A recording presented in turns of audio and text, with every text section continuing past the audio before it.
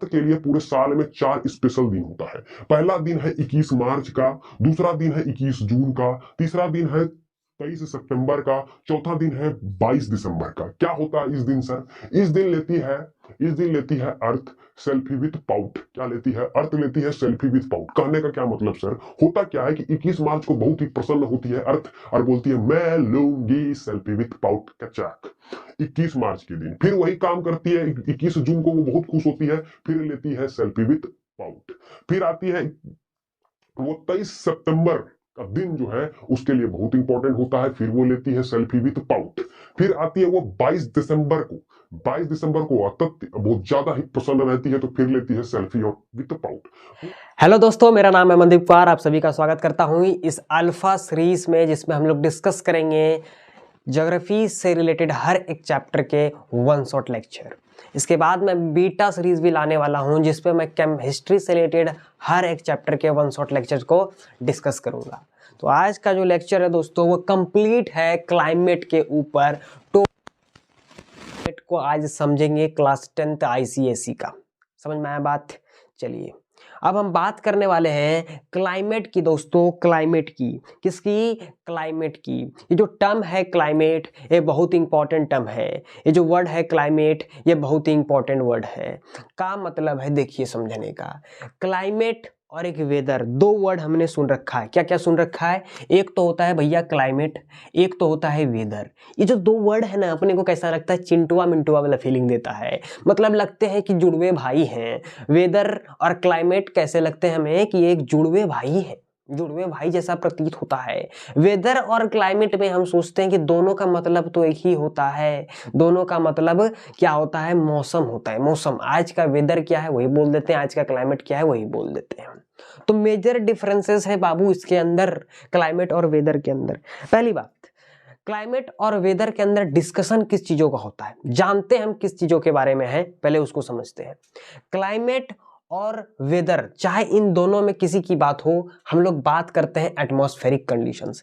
इन्हीं के अंदर, क्लाइमेट हो या वेदर हो, इनमें बात होती है एटमॉस्फेरिक कंडीशन के अंदर। यानी एटमॉस्फेरिक कंडीशन में जैसे कि रेनफॉल क्या है, टेम्परेचर क्या है, क्लाउडीनेस क्या है, ह्यूमिडिटी क्या है, प्रेशर क्या है। जैसे आज जैसे कि हम लोग वेदर में फोन में कैसे देखते हैं कि आज क्या बरसात होने वाला चांस, परसेंटेज में देखते हैं कि आज इतना परसेंटेज विंड इतना स्पीड से चल रहा है, रेन का इतना परसेंट है, आज टेम्परेचर इतना है। तो इन सारी चीज़ों को हम लोग बोलते हैं एटमॉस्फेरिक कंडीशन। ये सारी चीज़ें कहाँ घटती हैं? एटमॉस्फेयर में घटती हैं। बरसात कहाँ से होती है? एटमॉस्फेयर से होती है। टेम्परेचर रिलेटेड टर्म कहाँ की है? तो एटमॉस्फेयर की है। तो ये सारे टर्म कहाँ की है? एटमॉस्फेयर से रिलेटेड टर्म है।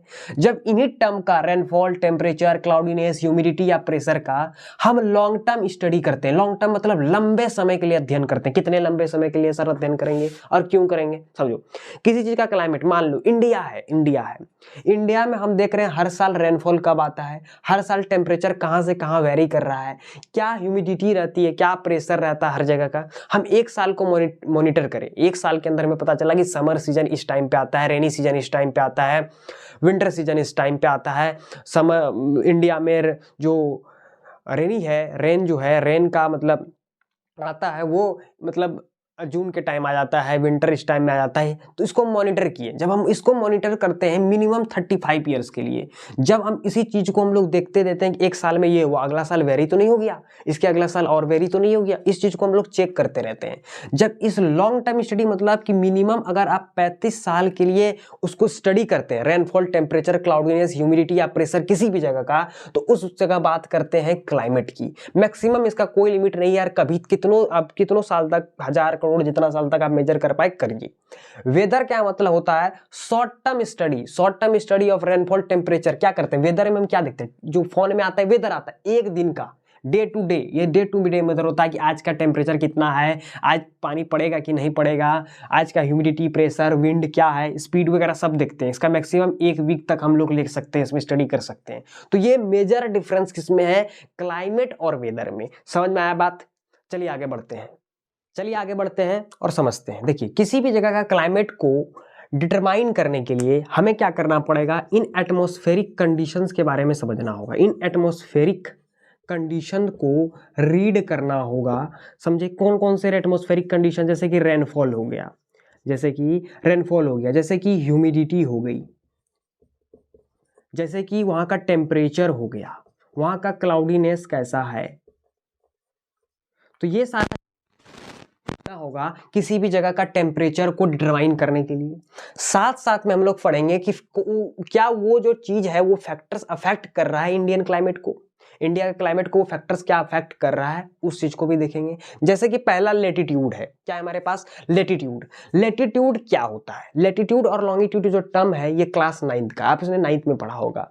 ये चीज को क्यों बनाया गया, देखो ये क्या है, पूरा अर्थ है मेरे पास, ठीक है। अर्थ में मान लो कि आपका कोई भाई है, आपका मान लो एक चिंटुआ है एक मिंटुआ है, चिंटुआ यहाँ फंसा हुआ है और मिंटुआ यहाँ फंसा हुआ है, दोनों को जाना है, मिंटुआ को चिंटुआ के पास जाना है। अब यहाँ तो 1 किलोमीटर का फासला तो है नहीं, 2 किलोमीटर का फासला तो है नहीं, तो कैसे जाएगा, मान लो ये समुद्र में है, ये समुद्र में है, समुद्र में क्या कैसे जाएगा, रोड बना हुआ है नहीं ना, कैसे डिटरमाइन करेगा कि चिंटुआ कहाँ है। तो चिंटुआ मिंटुआ को बोलेगा कि मैं इतने लेटीट्यूड पे हूँ और इतने लॉन्गिट्यूड पे हूँ, मतलब कुछ डिग्री लेटीट्यूड के बारे में बताएगा। फॉर एग्जांपल लेटीट्यूड वो बताएगा कि मैं लेटीट्यूड इस पे हूँ, मान लो 30 डिग्री पे लेटीट्यूड पे हूँ, और लॉन्गिट्यूड बताएगा वो मैं कुछ लॉन्गिट्यूड पे हूँ, जैसे 40 बताया, तो उसको डिटरमाइन करके ये मिंटुआ चिंटुआ के पास क्या करेगा, पहुंचेगा। इस चीज को देख के समझ में आया बात। तो इसके लिए लेटीट्यूड और लॉन्गिट्यूड, लेटीट्यूड का मेन वर्क है लोकेशन को फाइंड आउट करने के लिए लेटीट्यूड का निर्माण हुआ है, ठीक है। तो अब इस लोकेशन के आधार पर हम जो है ना क्या कर सकते हैं, विभिन्न जगहों का क्लाइमेट को डिटरमाइन कर सकते हैं, वहां का क्लाइमेट को बता सकते हैं लोकेशन देख के। पहला चीज हम लोकेशन देख के वहां का क्लाइमेट को डिटरमाइन कर सकते हैं, सिंपल सी बात है। देखो ये जो हमारे पास है, तो हमने क्या किया कि 181 लेटीट्यूड में से मैंने फिक्स कुछ मेन लेटीट्यूड आपके सामने लाया है, जो है 90 degree north, 66.5 degree north, 23.5 degree north, 0 degree, 23.5 degree south, 66.5 degree south and 90 degree south. आपको पता है इसको एंटार्क्टिक सर्कल बोलते हैं, इसको ट्रॉपिक ऑफ कैप्रिकॉर्न बोलते हैं, इसको इक्वेटर बोलते हैं, इसको ट्रॉपिक ऑफ कैंसर बोलते हैं, इसको आर्टिक सर्कल बोलते हैं, ठीक है। सिंपल सी बात है, इतना समझ में आया। हमने मोशन ऑफ अर्थ भी पढ़ा था क्लास 9th में। ये मोशन ऑफ अर्थ 2 प्रकार के होता है, देखो एक तो होता है रोटेशन बाबा, एक तो क्या होता है रोटेशन। रोटेशन मतलब क्या होता है, अपनी एक्सिस में ऐसे अपनी जगह पे घूम जाना, उसको बोलते हैं रोटेट कर जाना। दूसरा होता है रिवॉल्यूशन, किसी के चारों ओर घूमना, किसी के चारों ओर घूमना, जैसे आप अपनी गर्लफ्रेंड के चारों ओर घूमते हैं, वो मॉल गई तो मॉल घूमने चल गए, ट्यूशन गई तो ट्यूशन चल गए, तो घूमना, चारों तरफ घूमना, रिवॉल्यूशन, अपनी ही जगह पे घूमना इज रोटेशन। ये 2-4 के बारे में पढ़े थे, 2 तरह के मोशन ऑफ अर्थ के बारे में हमने पढ़ा था, ठीक है सर। देखो होता क्या है कि सन को पूरा रिवॉल्यूशन कंप्लीट करने में लगता है 365 डेज। कितना लगता है, 365 दिन, 365 डेज लगता है, इतना मेरे को पता है। देखो जब अर्थ जो है ना 365 दिन, मतलब जनवरी से शुरू करेगा फिर दिसंबर में आके खत्म करेगा, तो 365 दिन पूर जाएगा, इतना पूर जाएगा सर। देखो होता क्या है, अर्थ जब चारों ओर रिवॉल्यूट करती है सन के, तो अर्थ को 4 स्पेशल डे मिलता है, 4 स्पेशल दिन अर्थ के लिए होता है। 4 स्पेशल दिन, मतलब जैसे होता है ना पूरे साल में आपके लिए फेस्टिवल मेन डे 4 है, उसी लिए अर्थ के लिए पूरे साल में 4 स्पेशल दिन होता है। पहला दिन है 21 मार्च का, दूसरा दिन है 21 जून का, तीसरा दिन है 23 सितंबर का, चौथा दिन है 22 दिसंबर का। क्या होता है इस दिन सर, इस दिन लेती है अर्थ सेल्फी विथ पाउट। क्या लेती है, अर्थ लेती है सेल्फी विथ पाउट। कहने का क्या मतलब सर, होता क्या है कि 21 मार्च को बहुत ही प्रसन्न होती है अर्थ और बोलती है मैं लूंगी सेल्फी विथ पाउट कचाक 21 मार्च के दिन। फिर वही काम करती है 21 जून को, वो बहुत खुश होती है, फिर लेती है सेल्फी विथ पाउट। फिर आती है वो 23 सितंबर का दिन जो है उसके लिए बहुत इंपॉर्टेंट होता है, फिर वो लेती है सेल्फी विथ पाउट। फिर आती है वो 22 दिसंबर को, 22 दिसंबर को बहुत ज्यादा ही प्रसन्न रहती है, तो फिर लेती है सेल्फी विथ पाउट। पूरे जनवरी से दिसंबर में 4 बार लेती है वो सेल्फी विथ पाउट। रीजन क्या क्या है समझो, ये 4 बार लेने का। देखो 0 डिग्री जो होता है 21 मार्च को एकदम 0 डिग्री, अर्थ का एकदम 0 डिग्री पे सन का रेस क्या रेस एकदम परपेंडिकुलर 0 डिग्री पर, इसीलिए उस दिन उसके लिए इंपॉर्टेंट है। फिर देखो 21 जून को क्या होता है 23.5 डिग्री नॉर्थ पर एकदम परपेंडिकुलर होता है सन का रे, ये भी इंपॉर्टेंट दिन है। फिर देखो 23 सितंबर को 0 डिग्री पर एकदम परपेंडिकुलर होता है सन का रे, इसीलिए इंपॉर्टेंट है। 22 दिसंबर को 23.5 डिग्री साउथ पे परपेंडिकुलर होता है अर्थ का सन रे। यही सब दिन देखो, ये मेन लेटीट्यूड है। अब किसी और भी लेटीट्यूड पे हो ना हो, मेन लेटीट्यूड पे होना इंपॉर्टेंट होता है। मेन लेटीट्यूड पे होना इंपॉर्टेंट होता है। क्यों सर? देखो 66 एंड 23 के बीच में जो भी फिनोमिना होगा ना, वो सेम होगा, वो सेम होगा, इसीलिए इसको मेन मानते हैं। ये दोनों मेन है क्योंकि इसके बीच में जो जो चीज होगा वो सभी में सेम होगा। यानी 23.5 डिग्री साउथ से 66.5 डिग्री साउथ के बीच में जो जो चीज होना है वो सम होगा, सब चीज सेम होता है। इतना बात याद रखो, इतना बात याद रखें। यहां से हमें क्या पता चल रहा है कि सन 2 बार 0 डिग्री पर आया है सर। सन 2 बार 0 डिग्री पर आया है। एक बार कब आया है? मार्च में आया है। और एक बार कब आया है? दिसंबर में आया है। एक बार मार्च में आया है, एक बार दिसंबर में आया है। सन एक बार 23.5 डिग्री नॉर्थ पे आया है सर। एक बार यहां आया है। कब आया है? कब आया है? जून में आया है, जून में आया है। फिर सन एक बार पूरे साल में एक बार 23.5 डिग्री कहां पे आया है? 0 डिग्री पे यहां पे आया है ये सितंबर में, और यहां पे आया है ये अगेन दिसंबर में। ये अगेन आया है दिसंबर में। देखो सन जो है 0 डिग्री पूरे साल में 0 डिग्री पे 2 बार आया है। कब कब आया है? मार्च में आया है, सितंबर में आया है। सन पूरे साल में 23.5 डिग्री नॉर्थ पर कितना बार आया है? एक बार आया है। कब आया है? जून में। सन 23.5 डिग्री साउथ पे एक बार आया है। कब आया है? 22 दिसंबर में एक बार। पूरे साल में मतलब सन कहां से कहां मूव करता है? पूरा साल खत्म हो जाता है लेकिन सन सिर्फ कहां से कहां जा पाता है सर? सन तो चारों ओर घूमते रहता है, मतलब अर्थ जो है चारों ओर घूमते रहता है, लेकिन सन का जो रेस है वो सिर्फ कहां पे पड़ पाता है? 0 डिग्री पर, 23.5 डिग्री नॉर्थ पर, 23.5 डिग्री साउथ पर, और अगेन 0 डिग्री पर। मतलब 2 बार 0 डिग्री पर, एक बार 23.5 डिग्री नॉर्थ पर, एक बार 23.5 डिग्री साउथ पर। इतना समझ में आ गया बात? अब मुझे ये बताओ कि अगर पूरे साल में सन का रेस 2 बार यहां पड़ रहा है, यहां एक बार पड़ रहा है, और यहां एक बार पड़ रहा है, तो टेम्परेचर 0 डिग्री पर, 0 डिग्री पर जो टेम्परेचर होगा साल भर में, क्या वो ज्यादा होगा कि नहीं होगा? ज्यादा होगा as comparison to 23.5 degree south के टेम्परेचर से। यहां पे थोड़ा कम होगा। और जो 23.5 डिग्री नॉर्थ है, यहां पे भी टेम्परेचर क्या होगा? थोड़ा कम होगा। होगा कि नहीं होगा? इतना बात समझ में आया कि नहीं? यहां पे टेम्परेचर क्या होगा? थोड़ा कम होगा। अब देखो यहां पर सन का जब वर्टिकल रेस पड़ रहा है, मतलब परपेंडिकुलरली पड़ रहा है, तो इस सब जगह पे कैसा रे पड़ेगा? एकदम सलाइंटिक तिरछा। मान लो एक टॉर्च है, टॉर्च को क्या कर रहे हैं? डायरेक्ट मार रहे हैं। जब डायरेक्ट मार रहे हैं तो ज्यादा रोशनी कहां? जहां पर डायरेक्ट पड़ रहा है, वर्टिकली पड़ रहा है, वहां पर ज्यादा रोशनी, साइड वाले को कम। उसी तरह है, देखो जब 2 बार यहां पड़ रहा है तो यहां पर टेम्परेचर बहुत ज्यादा होगा। यहां पर एक बार पड़ रहा है तो temperature as compare to 0 degree कम होगा। यहां पर एक बार पड़ रहा है तो एज कंपेयर टू 0 डिग्री यहां पे कम होगा। अब बात करो 66.5 डिग्री के पास, 66.5 डिग्री के पास नॉर्थ के पास, देखो यहां पर तो एकदम तिरछा पड़ रहा होगा, तो यहां पर टेम्परेचर क्या हो जाएगा? कम हो जाएगा। टेम्परेचर गिरने लगेगा, फॉल करने लगेगा। वही कंडीशन होगा 66.5 डिग्री साउथ के पास। यहां भी टेम्परेचर क्या करने लगेगा? फॉल करने लगेगा, नीचे गिरने लगेगा, टेम्परेचर गिरने लगेगा। अब 90 डिग्री साउथ पे तो इतना गिर जाएगा कि वहां पे रेस एकदम नहीं पहुंच पाएगा। टॉर्च का तिरछी किरण कितना दूर पहुंचेगा? जबकि पूरे साल में अर्थ का जो सन का जो परपेंडिकुलर जो रे है वो सिर्फ अर्थ पर कहां पड़ रहा है? 0 डिग्री पर 2 बार पड़ रहा है, 23.5 डिग्री नॉर्थ पर एक बार पड़ रहा है, 23 डिग्री साउथ पर एक बार पड़ रहा है। इसको याद करना बहुत इंपॉर्टेंट है, वेरी इंपॉर्टेंट। इतना समझ में आया बात? इतना समझ में आया? इसी के अनुसार अभी हीट जोन बनेगा, इसी के अनुसार हम लोग अभी क्लाइमेट जोन के बारे में डिस्कस करेंगे। चलिए आगे समझते हैं। देखो अभी हमने क्या समझा कि 0 डिग्री पर 2 बार कौन है?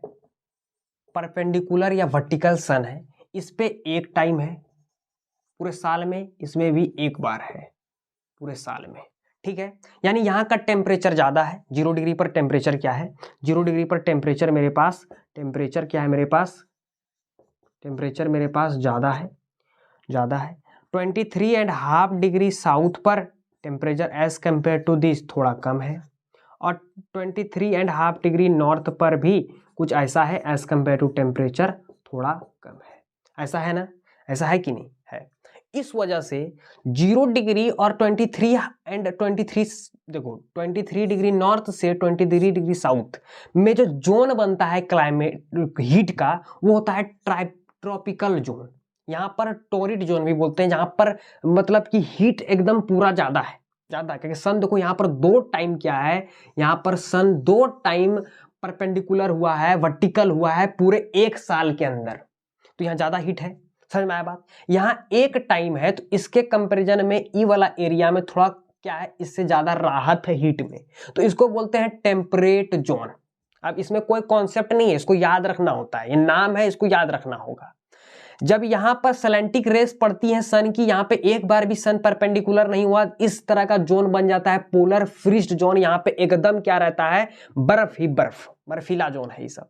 सेम कंडीशन तो नीचे भी चलेगी, इस पूरे को ट्रॉपिकल जोन, तो यहां से यहां तक को टेम्परेट जोन, इसको पोलर जोन। ये होता है हीट जोन। हीट जोन के हिसाब से समझ में आ गया, हीट जोन के हिसाब से समझ में आ गया। अब देखो, अगर इंडिया देखोगे, अगर हम इंडिया को देखेंगे, अभी इंडिया को देखेंगे, तो इंडिया को जब हम देखेंगे तो हमें क्या दिखेगा, हमें दिखेगा जो इंडिया है हमारा जो इंडिया है वो कहीं ना कहीं कहाँ लाइक कर रहा है। ये देखो, ये इंडिया जो है, इसको एकदम मिडिल से कौन काटता है, 23.5 डिग्री नॉर्थ, 23.5 डिग्री नॉर्थ काटता है ना। तो 23.5 डिग्री नॉर्थ मतलब यहाँ इंडिया का आधा पार्ट यहाँ लाइक कर रहा है और इंडिया का आधा पार्ट यहाँ लाइक कर रहा है। तो आधा पार्ट जो यानी कि ये सदर्न पार्ट, ये क्या है, सदर्न पार्ट, ये है southern part. Southern part India का जो है उस पे कैसा देखो कैसा आ रहा है, ट्रॉपिकल जोन आ रहा है। सदर्न पार्ट में ट्रॉपिकल जोन है ना, सदर्न पार्ट में ट्रॉपिकल जोन है ना। और जो नदर्न पार्ट है, नदर्न पार्ट में कैसा आ रहा है, टेम्परेट जोन, टेम्परेट जोन। यही लिखा हुआ है factors affecting climate of India latitude वाले पैराग्राफ में। क्या लिखा हुआ है कि सदर्न पार्ट ट्रॉपिकल जोन में है और टेम्परेट जोन में कौन सा पार्ट आता है, नदर्न पार्ट इंडिया का आता है। इतना बात समझ में आया। दूसरी बात क्या लिखी हुई है, ये लिखी हुई है, देखो जब 23.5 डिग्री साउथ की ओर, यानी यहां पर जब परपेंडिकुलर होगा सन, क्या होगा, सन का रेस यहां पर जब परपेंडिकुलर होगा इस लाइन पर, तो अब देखो जो सदर्न साइड में है, यहां पर जो है जो 23 एंड ई वाला पार्ट पे जो है स्लैंटिक रेस पड़ेगा और इस वाले पार्ट पे लगभग अच्छा किरण पड़ेगा। समझ में आया।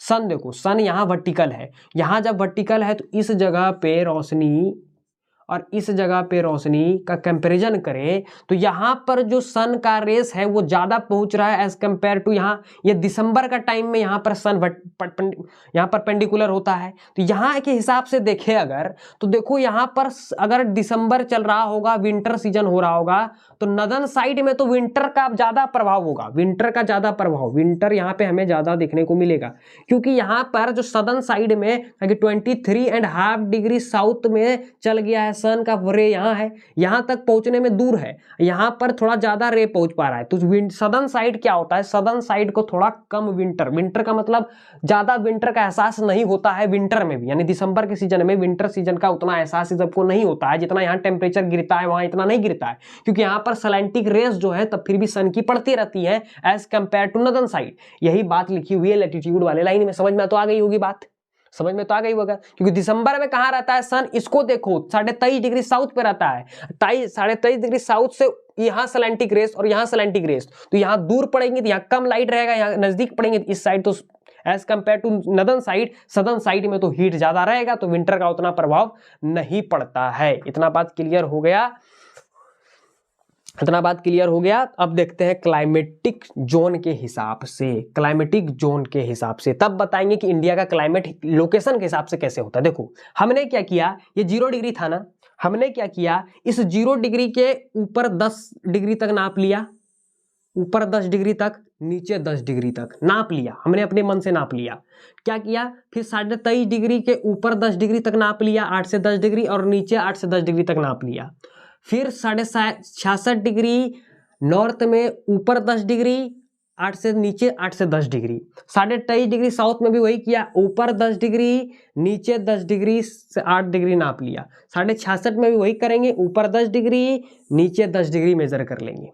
ये जो एरिया बना ना, ये जो एरिया बना, इस एरिया में एक फिक्स क्लाइमेट रहता है। इस एरिया में जो भी देश लाई करेगा, जो भी चीज इसमें लाई कर रहा है, उसके क्लाइमेट का नाम फिक्स हो जाएगा। उसका क्लाइमेट में ये चीज का यूज करेंगे, जो भी बताएंगे इस क्लाइमेट जोन में क्या। जैसे देखो, इंडिया में पूछेगा कि कैसा हीट जोन रहता है, तो हमको पता चल गया ना कि सदर्न साइड में ट्रॉपिकल जोन रहता है, टेम्परेट जोन नॉर्दर्न साइड में रहता है। उसी तरह क्लाइमेट के बारे में पूछेगा कि क्लाइमेटिक जोन कैसा रहता है, उसको अभी डिटरमाइन करने वाले हैं हम लोग, अभी उसको डिटरमाइन करने वाले हैं। देखो, उसको अभी डिटरमाइन करने वाले हैं।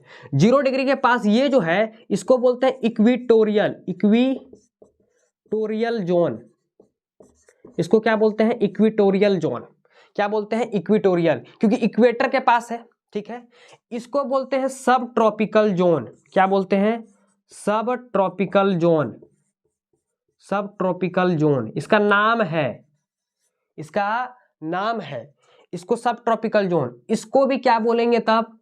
सब ट्रॉपिकल जोन। इसको क्या बोलेंगे? सब ट्रॉपिकल जोन। सब ट्रॉपिकल जोन क्या बोलेंगे? सब ट्रॉपिकल। जो 0 डिग्री से हमने ऊपर 10 डिग्री तक और नीचे 10 डिग्री तक बनाया था, इस जोन को क्लाइमेटिक जोन देख रहे हैं हम, तो इस जोन का नाम रख दिया इक्वेटोरियल जोन। 23.5 डिग्री साउथ में जो हमने बताया था, ऊपर 10 डिग्री मेजर कर लो अपने मन से, नीचे 10 डिग्री मेजर कर लो अपने मन से, तो इस जोन को हमने बोला कि सब ट्रॉपिकल जोन है। वही हमने किया 23.5 डिग्री नॉर्थ में भी। यहां पर हमने ऊपर 10 डिग्री मेजर कर लिया, नीचे 10 डिग्री मेजर कर लिया। इस जोन को भी हमने क्या बोला कि ये भी क्या है? सब ट्रॉपिकल जोन है। क्या है? इसको भी क्या बोला हमने कि ये सब ट्रॉपिकल जोन है। समझ में आया बात? अब इसको मेजर किए, इस जोन को 67.5 डिग्री है ना, इस जोन का नाम है टेम्परेट जोन। इसको क्या बोलते हैं? टेम्परेट बोलते हैं। टेम्परेट जोन क्या बोलते हैं? Temperate zone. उसी तरह इसको क्या बोलेंगे? इस जोन को क्या बोलेंगे? Temperate zone. क्या बोलेंगे? Temperate zone. क्या बोलेंगे? Temperate zone. इतना बात क्लियर हुआ ना?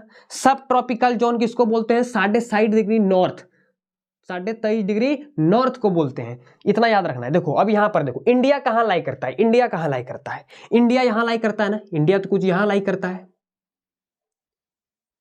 इंडिया तो कुछ यहां लाई करता है। इंडिया हमारा यहां लाई करता है, इंडिया तो यहां है। इंडिया अगर यहां है तो लोकेशन के हिसाब से किस जोन में, किस क्लाइमेटिक जोन में लाई कर रहा है इंडिया? किस क्लाइमेटिक जोन में? सब ट्रॉपिकल में। लिख लेते हैं, सब ट्रॉपिकल में लाई कर रहा है। सब ट्रॉपिकल में लाई कर रहा है।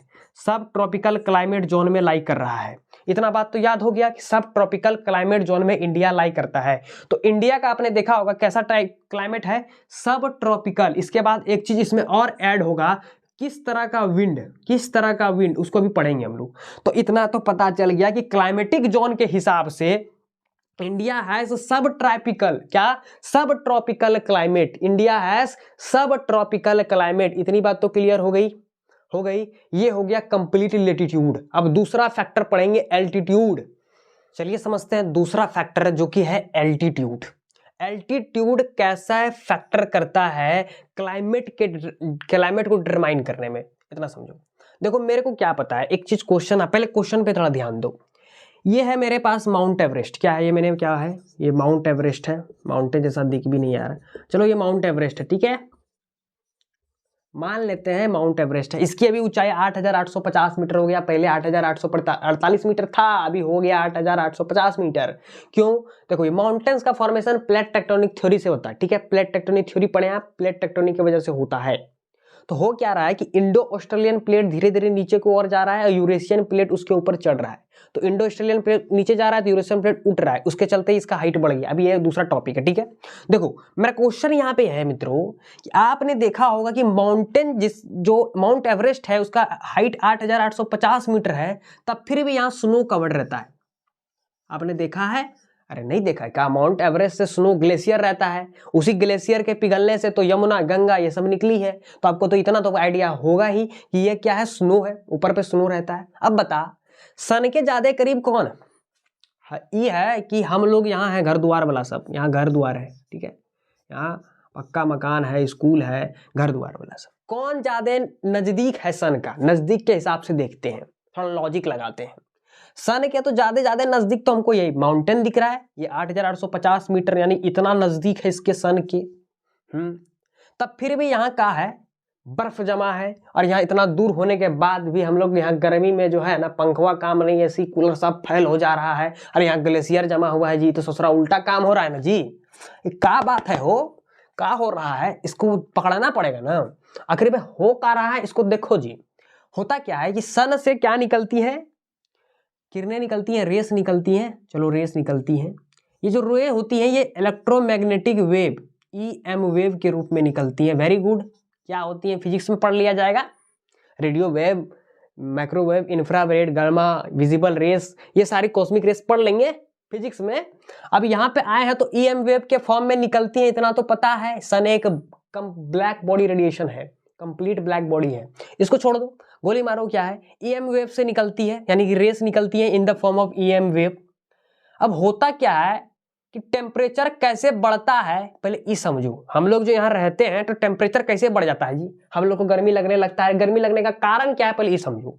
ये जब वेव जो है लहराती हुई जब यहाँ सरफेस पे पड़ता है, ये जो वेव है लहराती हुई सरफेस पे, ये सरफेस पे, अर्थ के सरफेस, ये सरफेस है, सरफेस पे पड़ती है, तो सरफेस बेचारा क्या करता है, अर्थ सरफेस क्या करता है, इन वेवों को, ये जो वेव्स हैं, एनर्जी है, हीट एनर्जी है, इसे कर लेता है एब्जॉर्ब। क्या कर लेता है, इसे कर लेता है बच्चों एब्जॉर्ब। मित्रों, एब्जॉर्ब करने से क्या होता है कि अर्थ का टेम्परेचर बढ़ गया। अब मेन बात तो ये है कि अर्थ के लगले में सब प्रेजेंट रहता है, एयर के मॉलिक्यूल्स, एयर प्रेजेंट रहता है, हवाएं प्रेजेंट रहती है अर्थ के कांटेक्ट में। अब थोड़ा सा फिजिक्स लगेगा कि बात यह है कि ये एब्जॉर्ब किया, किसको एब्जॉर्ब किया, एनर्जी को एब्जॉर्ब किया। अब एनर्जी तो रखेगा नहीं, इसके कांटेक्ट में है। फिजिक्स में हम लोग पढ़े हैं कि कंडेंसेशन होता है कोई टर्म, कंडेंसेशन। कंडेंसेशन में क्या होता है, अगर दो बॉडी को कांटेक्ट में रख दे तो हीट एनर्जी सप्लाई होगा। हीट एनर्जी जिसके पास ज्यादा है, from higher energy to lower energy वाला के पास, यहाँ पर कंडेंसेशन होता है। यहाँ से एनर्जी ये एयर मॉलिक्यूल में पहुंचा, एयर मॉलिक्यूल को जब एनर्जी पहुंचता है तो हीट एनर्जी लेने के बाद ये हल्का हो जाता है और ये फरफरा के ऊपर उड़ जाता है। फरफरा के जैसे ऊपर उड़ता है तो ऊपर बैठी हुई है ठंडी हवाएं, जिसका हवा थोड़ा ठंडा होता है, वेट वाला हो, तो ऊपर बैठी हुई है। तो ये ठंडी हवाएं को यहाँ से ये धक्का मारता है तो ठंडी हवाएं धीरे धीरे यहाँ पे वापस आ जाती हैं। फिर ये ठंडी हवाएं गर्म होती हैं, फिर ये ठंडी हवाएं ऊपर जाती हैं। मतलब ये साइकिल चलता है, यहाँ ठंडी हवा को भेजते रहता है, गर्म हवा ऊपर जाते रहता है, ठंडी हवा आते रहता है। ये जो साइकिल बना इसको बोलते हैं कन्वेंशन साइकिल। क्या बोलते हैं, कन्वेंशन साइकिल। क्या बोलते हैं, समवन्य चक्र बोलते हैं इसको, छोड़ो गोली मारो, कन्वेंशन साइकिल बोलते हैं जी। क्या बोलते हैं, कन्वेंशन साइकिल। इसमें मैनली हो क्या रहा है कि सन से आने वाली तरंगे फरफराइलिए जो आ रही है, अर्थ सरफेस उसको एब्जॉर्ब कर रहा है। अब एब्सोल्यूट एनर्जी जब इसका बेसी हो जाता है तो ये एनर्जी सप्लाई करबे करेगा, यानी कांटेक्ट में है किसी मॉलिक्यूल के तो एनर्जी सप्लाई होगा। एनर्जी इसको सप्लाई करता है, एयर मॉलिक्यूल को एनर्जी लेने के बाद, हीट एनर्जी लेने के बाद वो हल्का हो जाता है। हल्का होने के बाद ये ऊपर जाता है, ऊपर पैड़ी हुई हवाएं, अब ऊपर जो हवाएं उसको धक्का मारता है कि तू नीचे निकल। तो जब नीचे आती हैं तो ये फिर गर्म होती है, ऊपर नीचे, ऐसे करते करते हाइट टेम्परेचर बढ़ता है। तो ये जो टेम्परेचर बढ़ता है इसका कारण है ये साइकिल, जिसको बोलते हैं कन्वेंशन साइकिल। इसके चलते टेम्परेचर इंक्रीज होता है। अब तो ये सोचेंगे कि दिन भर में कितना होता होगा, इतना दूर नहीं पहुंच पाता कि ग्लेशियर को पिघला दे, दिन भर में इतना पहुंच नहीं पाता है कि ग्लेशियर को पिघला दे। तो ग्लेशियर नहीं पिघल पाता है दिन में। अब इंटेंसिटी पे हिसाब पे है, तो सन कितना तेज है, जितना तेज है उतना ज्यादा दूर ये कन्वेंशन साइकिल चलेगा। इतना बात क्लियर हुआ कि नहीं। हाँ, इसमें हमने पढ़ा है एक लैप्स रेट। क्या होता है, एक लैप्स रेट होता है टर्म जो आपके लिए वेरी इंपॉर्टेंट है।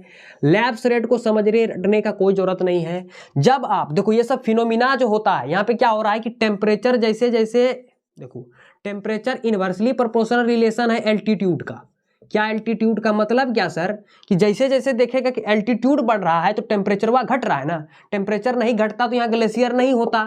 एल्टीट्यूड पे अगर हम भी पहुंच जाएंगे तो हमको भी टेम्परेचर वहाँ कम बुझाएगा। तो टेम्परेचर इनवर्सली प्रोपोर्शनल हो गया एल्टीट्यूड का, यानी एल्टीट्यूड बड़ा करते जाइए तो टेम्परेचर कम होते जाएगा। तो कितना कम होगा? उसी रेट को बोलते हैं लैप्स रेट। इसमें लिखा हुआ है कि 166 मीटर जाओगे तो 1 डिग्री सेल्सियस में डिक्रीजमेंट होगा। 166 मीटर ऊपर जाने पर 1 डिग्री सेल्सियस घटता है। Temperature is inversely proportional to altitude.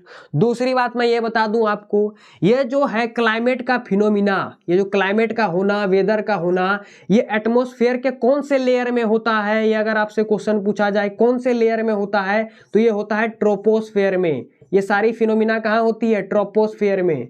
तो जो ये टेम्परेचर इनवर्सली प्रोपोर्शनल है एल्टीट्यूड का, ये सिर्फ वैलिड है ट्रोपोस्फेयर के अंदर। तो क्लाइमेट का कौन सा लेयर में ये फिनोमिना होता है क्लाइमेट वगैरह का? तो ट्रोपोस्फेयर में। इतना याद रख लेना है। यहां से क्या समझ में आया कि ट्रोपोस्फेयर तक अगर टेम्परेचर को बढ़ाते जाएंगे, एल्टीट्यूड को बढ़ाते जाएंगे तो टेम्परेचर घटते जाएगा। कितना घटेगा सर? 166 मीटर अगर हम चलेंगे ऊपर हाइट तो 1 डिग्री सेल्सियस घटते जाएगा। समझ में आया बात? ये है एल्टीट्यूड फैक्टर करता। अब इंडिया में कैसे करता है सर? आप केदारनाथ घूमने जाते हो, कब जाते हो? गर्मी में। कहाँ है? वह ठंडा पड़ता है। जो हायर एल्टीट्यूड पे चीज होगा, अब तुम इतना समझो कि ये अपना देश है इंडिया। थोड़ा गड़बड़ा गया जी। ये है देश अपना इंडिया, ठीक है। ये है भारत माता की जय। ये हमने बना दिया इंडिया। चलो ठीक हो गया, थोड़ा जगह नहीं है यहाँ। इंडिया बन गया, थोड़ा नट्टा बन गया, कोई दिक्कत नहीं, जगह नहीं था। तो ये इंडिया है। अब देखो हायर एल्टीट्यूड वाला ये सब जगह है, हायर एल्टीट्यूड वाला ये सब जगह है, माउंटेन है। अब यहाँ माउंटेन पे आपको भेज दे तो क्या होगा? एल्टीट्यूड बढ़ जाएगा तो टेम्परेचर घट जाएगा। यहाँ एल्टीट्यूड क्या? एल्टीट्यूड ए ज़्यादा है तो टेम्परेचर क्या होगा? कम ही ना होगा जी।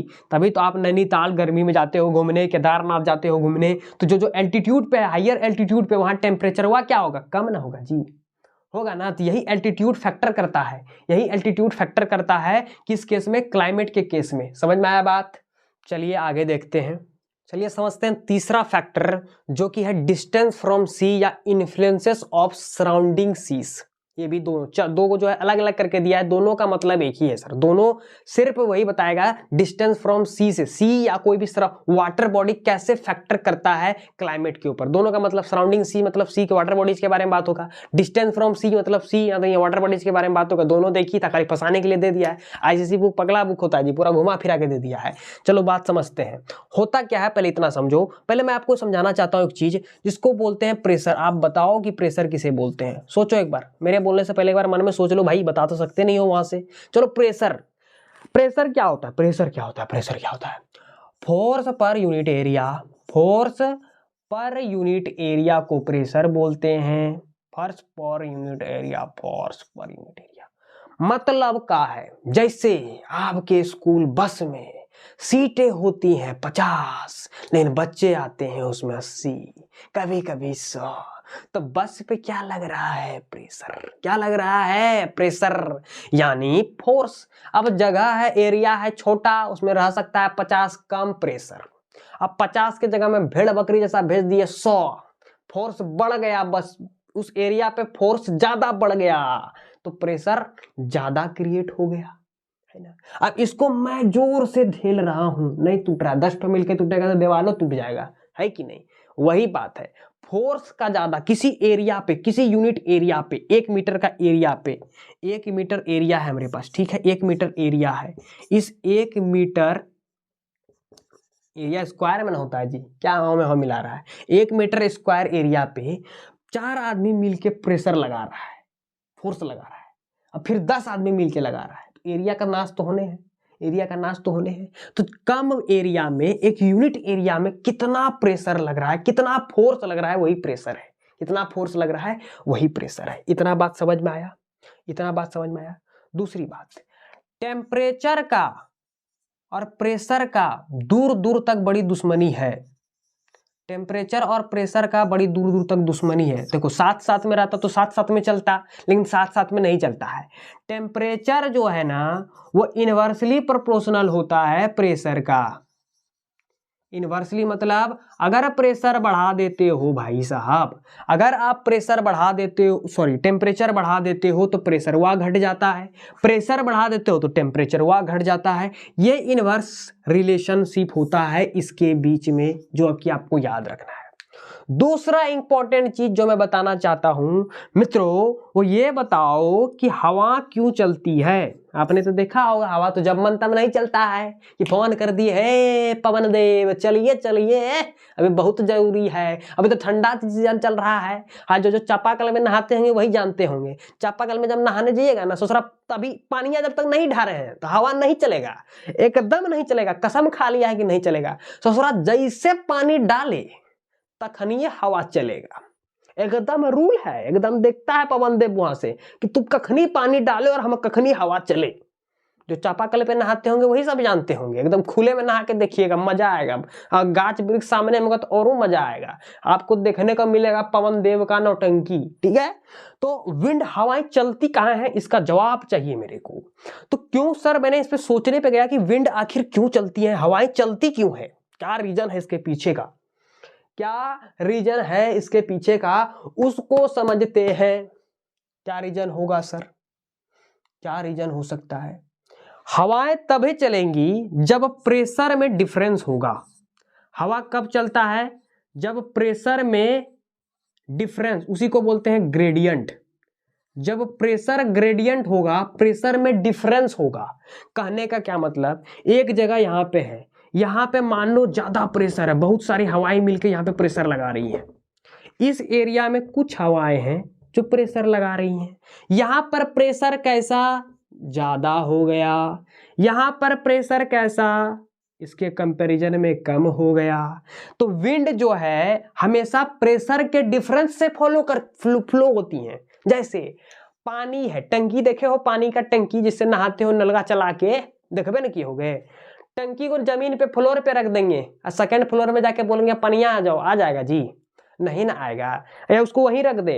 डिफरेंस मांगता है, डिफरेंस यानी कि थर्ड फ्लोर पे रखेंगे तो नीचे खरखरा के पानी मस्त दिखेगा एकदम, सेकंड फ्लोर तक मस्त पानी आएगा, मस्त पानी आएगा। डिफरेंस क्रिएट किए ना जी, हाइट का डिफरेंस क्रिएट किए ना आप। यहाँ टंकी रख दिए, यहाँ टंकी रख दिए, हाइट है यहाँ पे, अब हम लोग को यूज यहाँ तक में करना है, यहाँ घर द्वार है, टंकी एकदम मस्त है, यहाँ तक नल का यूज किया है, तो हाइट डिफरेंस है ना जी, यहाँ का हाइट और यहाँ का हाइट में बहुत डिफरेंस है, तो हाइट का हम लोग डिफरेंस कर देते हैं। तो हाइट डिफरेंस होगा तभी फ्लो ऑफ वाटर होता है ना। जैसे आप लोग करंट पढ़े थे, current current current current current बिजली वाला करंट, फिजिक्स में क्या होता है, फ्लो ऑफ करंट तब कब होता है, फ्लो ऑफ करंट कब होता है, जब किसका डिफरेंस होता है, पोटेंशियल का डिफरेंस होता है। छोड़ो भाई, फिजिक्स देख के पागल हो जाएंगे, ना ना ना ना, यहां समझो, प्रेशर का ग्रेडियंट यानी प्रेशर का डिफरेंस पे क्या होगा, फ्लो होगा विंड।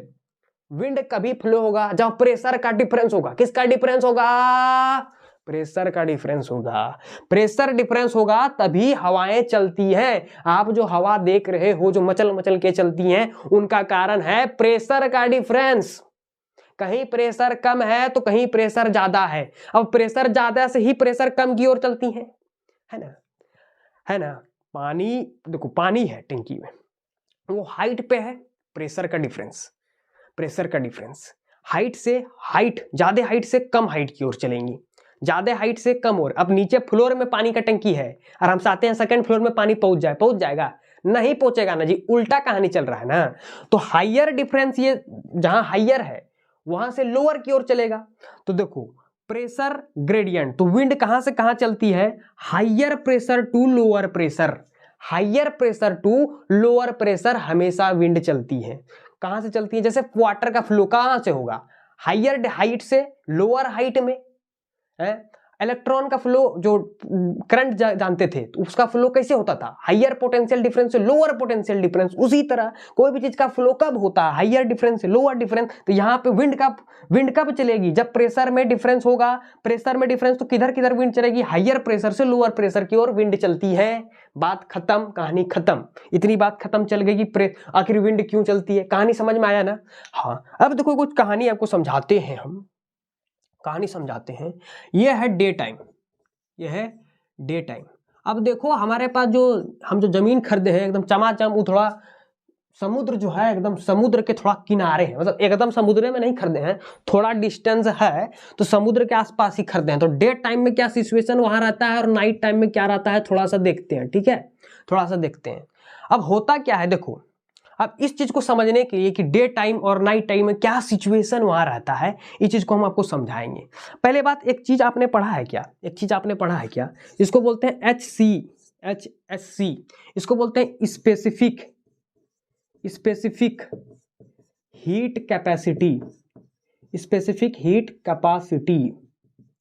ये क्या होता है, आपने पढ़ा है क्या, स्पेसिफिक हीट कैपेसिटी कभी पढ़ा है क्या, सुना भी है क्या, नहीं सुना है तो सुनो, अभी पढ़ना होगा इसको।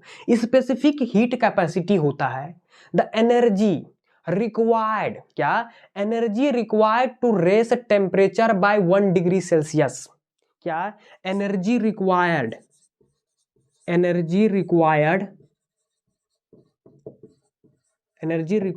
To raise temperature by 1 degree Celsius. अगर किसी भी बॉडी का, मान लेते हैं हमारे पास बॉडी है ये, मेरे पास एक बॉडी है ये है मेरे पास सॉलिड, ये है मेरे पास लिक्विड और ये है मेरे पास गैस, ठीक है। इसका हमको 1 डिग्री टेम्परेचर बढ़ाना है, क्या करना है, इसका हमको 1 डिग्री टेम्परेचर बढ़ाना है। तो 1 डिग्री टेम्परेचर बढ़ाने में जितना अमाउंट ऑफ एनर्जी खपत होगा उसी को क्या बोलेंगे, स्पेसिफिक हीट कैपेसिटी, उस चीज का स्पेसिफिक हीट कैपेसिटी। अब देखो ये जो चीज है ये सॉलिड है, क्या है, ये सॉलिड है। देखो सॉलिड के केस में क्या होता है, सॉलिड के केस में क्या होता है, सॉलिड के केस में क्या होता है कि जो इसके मॉलिक्यूल्स होते हैं, सॉरी एटम्स होते हैं, पास पास होते हैं, एटम्स होते हैं पास पास पास पास पास पास पास पास पास पास पास पास नहीं खाना है जी, एटम एकदम पास पास होता है ना जी।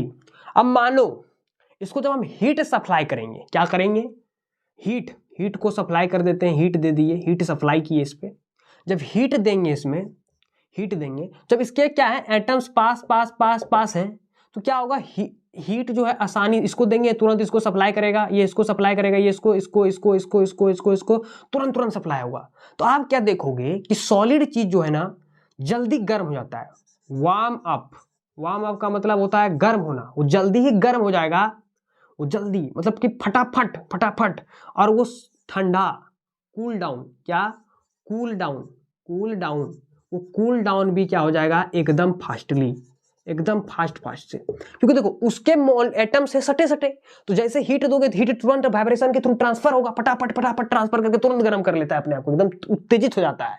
और जब ठंडा होने की बात होगी तो जैसे गया था वैसे आइबे करेगा, तो ठंडा होने में भी जल्दी ठंडा हो जाता है। तो ये क्या होता है, जल्दी ही गर्म होता है, जल्दी ही ठंडा होता है। एग्जाम्पल बताते हैं, पहले सॉलिड लिक्विड बताने दो। तब लिक्विड के केस में क्या होता है कि दूर क्या होता है, इसके एटम्स होते हैं। अब इसको हीट एनर्जी दिए, इसके पास पहुंचा, अब इसको देने के लिए थोड़ा दूर डिस्टेंस कवर किया, चला उसके पास, चला फिर उसको दिया, फिर दूसरे को दिया, क्योंकि दूर में मॉलिक्यूल है। तो ये क्या होता है, warm up and cool down, कैसे होता है सर, स्लोली होता है, स्लोली होता है। समझ में आया बात।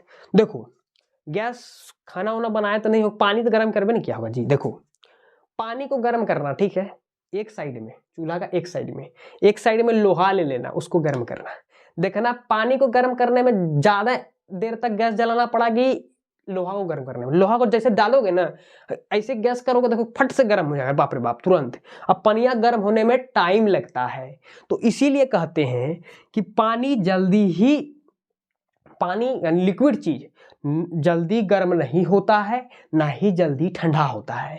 लेकिन जो सॉलिड चीज है वो जल्दी गर्म हो जाता है ससुरा, और जल्दी ठंडो हो जाता है। इतना बात क्लियर हुआ। हाँ, अब देखो गैस को किसमें आपको ज्यादा देर जला के रखना होगा, ज्यादा देर जलाने का मतलब ज्यादा एनर्जी खपत करना, लिक्विड वाला में। तो लिक्विड का जिसमें ज्यादा एनर्जी की जरूरत होती है, तो स्पेसिफिक हीट कैपेसिटी किसकी ज्यादा, यानी इसका 1 डिग्री सेल्सियस को बढ़ाने में हमको गैस को थोड़ा ज्यादा देर तक जलाना पड़ा, यानी कि लिक्विड वाले केस में। तो स्पेसिफिक हीट कैपेसिटी किसका ज्यादा होगा, लिक्विड का ज्यादा होता है।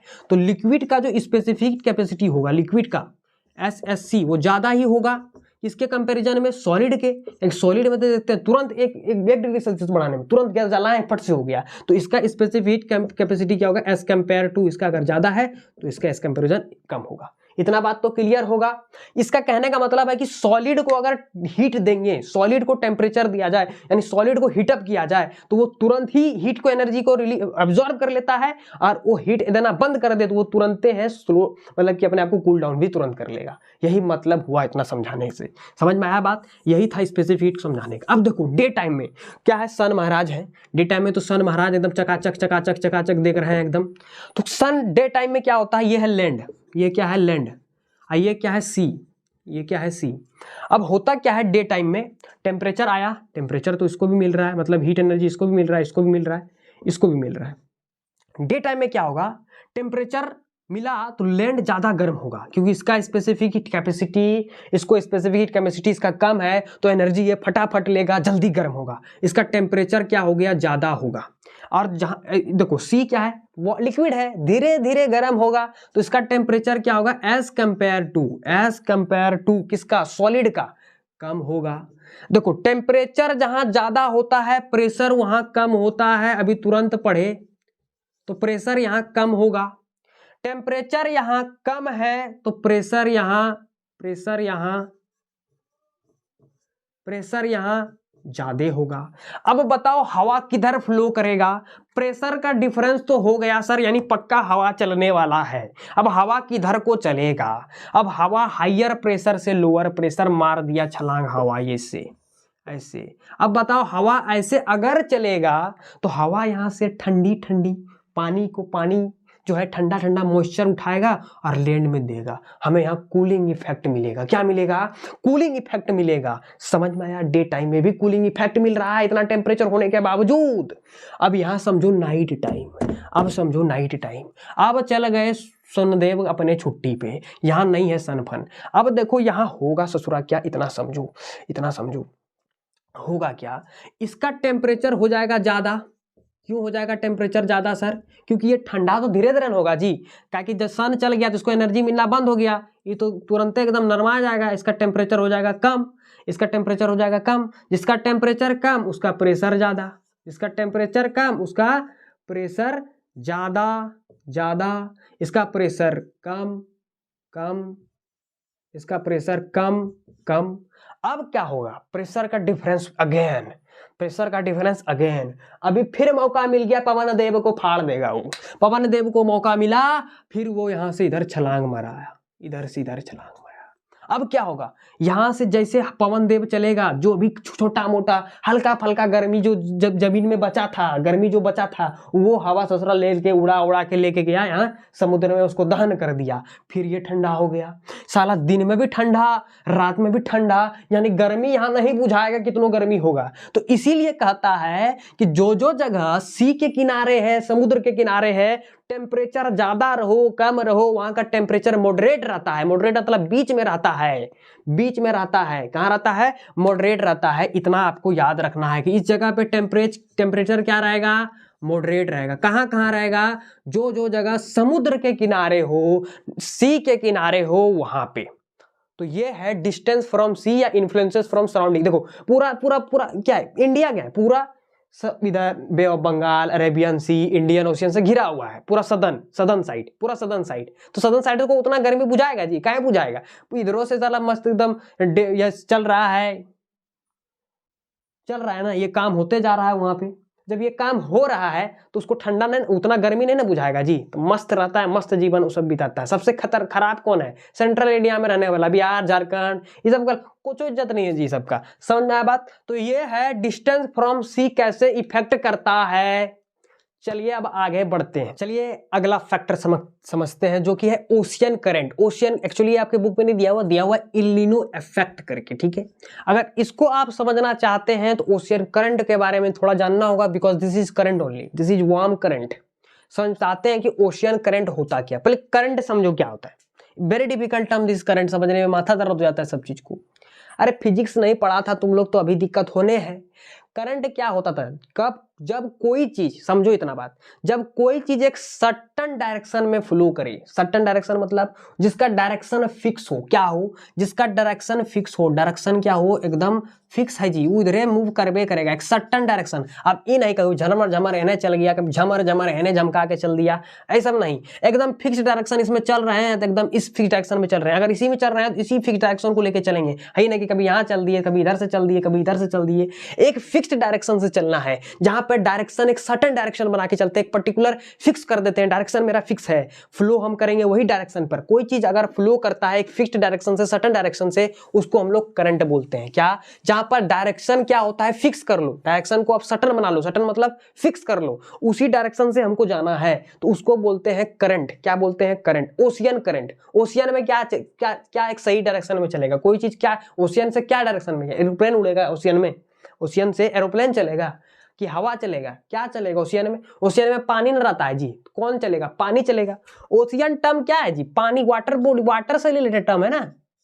जब वो लार्ज अमाउंट ऑफ, क्या हो, जब लार्ज अमाउंट ऑफ, लार्ज मतलब large amount of water, water अगर फ्लो कर रहा है, flow in certain direction, certain मतलब एक निश्चित दिशा में, सर्टन डायरेक्शन में, जो हम बोले अभी, उसी को क्या बोलेंगे? उसी को बोलेंगे ओशियन करंट। क्या बोलेंगे? उसी को क्या बोलेंगे? उसी को बोलेंगे ओशियन करंट है।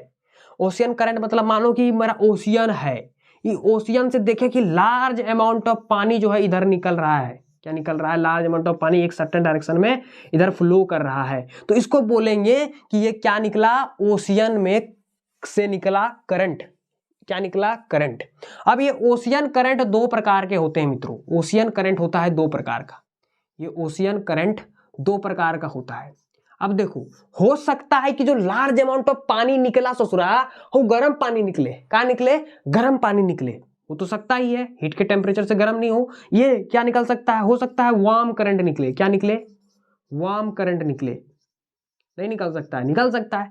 नहीं तो दूसरा कंडीशन क्या हो सकता है कि कोल्ड करंट निकले। कोल्ड मतलब ठंडा ठंडा पानी निकले, है कि नहीं? दोनों तरह से निकल सकता है कोल्ड करंट। कोल्ड का मतलब ठंडा पानी, ठंडा पानी है, हो सकता है ना। वार्म करंट, अब समझो, अगर वार्म करंट निकलेगा, वार्म करंट, नदी है ना, आप देखे है ना कि गांव सब में नदी बहता है। अब मानो नदी में गर्म पानी फेंक दिए हम, गर्म पानी नदी में बह रहा है, नदी में गर्म पानी बह रहा है दूसरा, तो बगल में जो जमीन सब होगा, घर द्वार होगा, वहां का टेम्परेचर बढ़ेगा कि नहीं बढ़ेगा जी? बढ़ेगा या नहीं बढ़ेगा?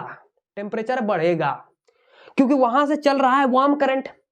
वार्म करंट, आपके बगल में लोहा रख देंगे, अब बैठवा देंगे आपको ठंडा नहीं ठंडा लगेगा, पूरा ठंडा लगेगा, इतना ठंडा लगेगा कि मत पूछिए। बगलों में रहेगा ना जी, छुआएंगे नहीं, बगल में रख देंगे ना तो ये गर्मी लगेगा। बल्ब रूम में जलाते हैं तो गर्मी लगता है ना जी, लगता है ना। इसीलिए तो बोल रहे हैं कि जब वार्म करंट कहीं जगह से चलेगा, लार्ज अमाउंट में चल रहा है, लार्ज अमाउंट में समझते हैं, लार्ज अमाउंट, बड़े पैमाने पे चलना, तो बगल में क्या होगा? टेम्परेचर बढ़ा देगा। बगल वाला सब जो जमीन जायदाद है वहां पे क्या चलेगा? टेम्परेचर बढ़ेगा कि नहीं? टेम्परेचर बढ़ेगा।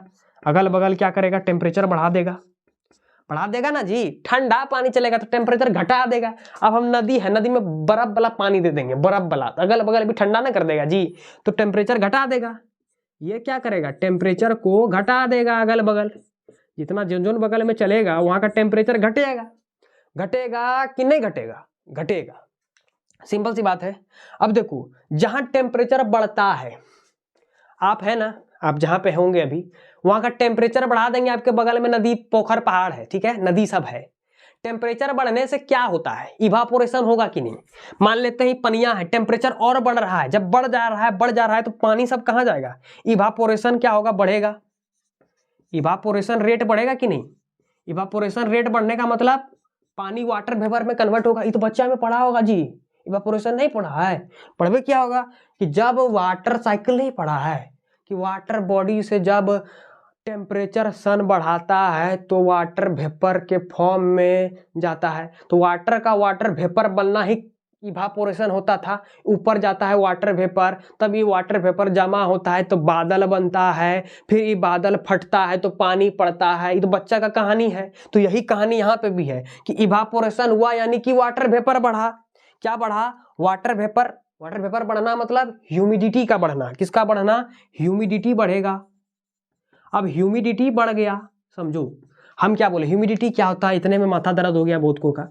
ह्यूमिडिटी का मतलब होता है वाटर वेपर, कितना, amount of water vapour present in atmosphere. Amount of water vapour, क्या, अमाउंट ऑफ H2 लिख देते हैं, क्या वेपर लिखना होगा ना, गड़बड़ाइए जाएगा। Amount of water vapour present in किसमें जी? एटमॉस्फेयर में, ठीक है, एटमॉस्फेयर में। इतना बात समझ में आ गया? कितना अमाउंट ऑफ ह्यूमिडिटी, ह्यूमिडिटी ज्यादा यानी कि वाटर वेपर ज्यादा तो बादल बनेंगे ज्यादा, तो बादल बनेंगे ज्यादा तो फटेंगे ज्यादा, तो होगा पानी ज्यादा, तो रेनफॉल भी क्या होगा, इस जगह सब में रेनफॉल होगा ज्यादा। क्या होगा? रेनफॉल होगा ज्यादा ज्यादा ज्यादा। अब यहां देखो ठंडा पानी तो बहा दिए, लेकिन ठंडा पानी को गर्म का नहीं है, पूरा चीजें ठंडा ठंडा कर दिया जी, पूरा इलाके ठंडा ठंडा कर दिया, तो इवापोरेशन रेट घटा दिया। यहां इवापोरेशन रेट क्या हो गया? घट गया। इवापोरेशन रेट घट गया तो वाटर वेपर बनेगा नहीं, तो ज्यादा वाटर वेपर ऊपर जाएगा नहीं, तो ह्यूमिडिटी हो गया कम। ह्यूमिडिटी कम हो गया, वाटर वेपर कम, क्लाउड बनेगा कम, फटेगा तो कम, तो पानी बनेगा कम, तो नहीं, ये के बराबर पानी पड़ेगा, तो पानी इधर नहीं बनता है। याद रखिए जिधर जिधर से कोल्ड करंट पास होती है, ये चंबक छल्लो जो कोल्ड करंट है, जिधर जिधर से जाएगी उधर उधर डेजर्ट करते जाएगी। Thar desert, Sahara desert, Canary desert, California desert, ये सब सुने हैं ना, ये सब बनता है कि कोल्ड करंट के चलने के चलते उधर से पक्का कोल्ड करंट पास हुआ होता है ना, कि बिगाड़ने के लिए कोई ना कोई आपके पास, समझ रहे हैं ना क्या कहने का मतलब है, कि इधर जिधर जिधर से चलेगी उधर उधर को डेजर्ट बना देगी। समझ में आया बात? ये जिधर जिधर से बने चलेगी सवार देगी, रेनफॉल होगा, रेनफॉल होगा, वर्षा होगी। इतना बात समझ में आया? इसी का देखो ओशियन करंट का एक देखो, इल समझता है, इल नीनो नाम है। ये क्या है? वार्म करंट है। ये क्या है? वार्म करंट मतलब बड़ा अच्छा आदमी, वार्म करंट मतलब अच्छा ही होगा ना, रेनफॉल होगा, वार्म करंट अच्छा ही है। तो वार्म करंट क्या होता है? साउथ अमेरिका जो है कॉन्टिनेंट में, साउथ अमेरिका का जैसे कोस्ट होता है ना हम लोग का, जैसे कि मलाबार कोस्ट था, तो साउथ अमेरिका में एक कोस्ट है पीरू कोस्ट। क्या है? पीरू कोस्ट करके एक जगह है, मतलब पीरू कोस्ट है। कहाँ है? पीरू कोस्ट है, साउथ अमेरिका का पीरू कोस्ट। तो पीरू कोस्ट में ये वार्म करंट चलता है। क्या चलता है? ये वार्म करंट चलता है। ये वार्म करंट चलते चलते चलते इंडिया के पास भी, इंडियन कॉन्टिनेंट के पास भी कुछ सब कॉन्टिनेंट, मतलब इंडिया के में भी थोड़ा सा मतलब आजू बाजू आ जाता है। इसके वजह से क्या होता है कि इंडिया के कुछ राज्यों को इसके चलते मिलता है झमाझम वर्षा, क्योंकि देखो ये चलते चलते जिधर जिधर चलेगा तो उधर उधर तो वर्षाएं होंगी कि नहीं होंगी।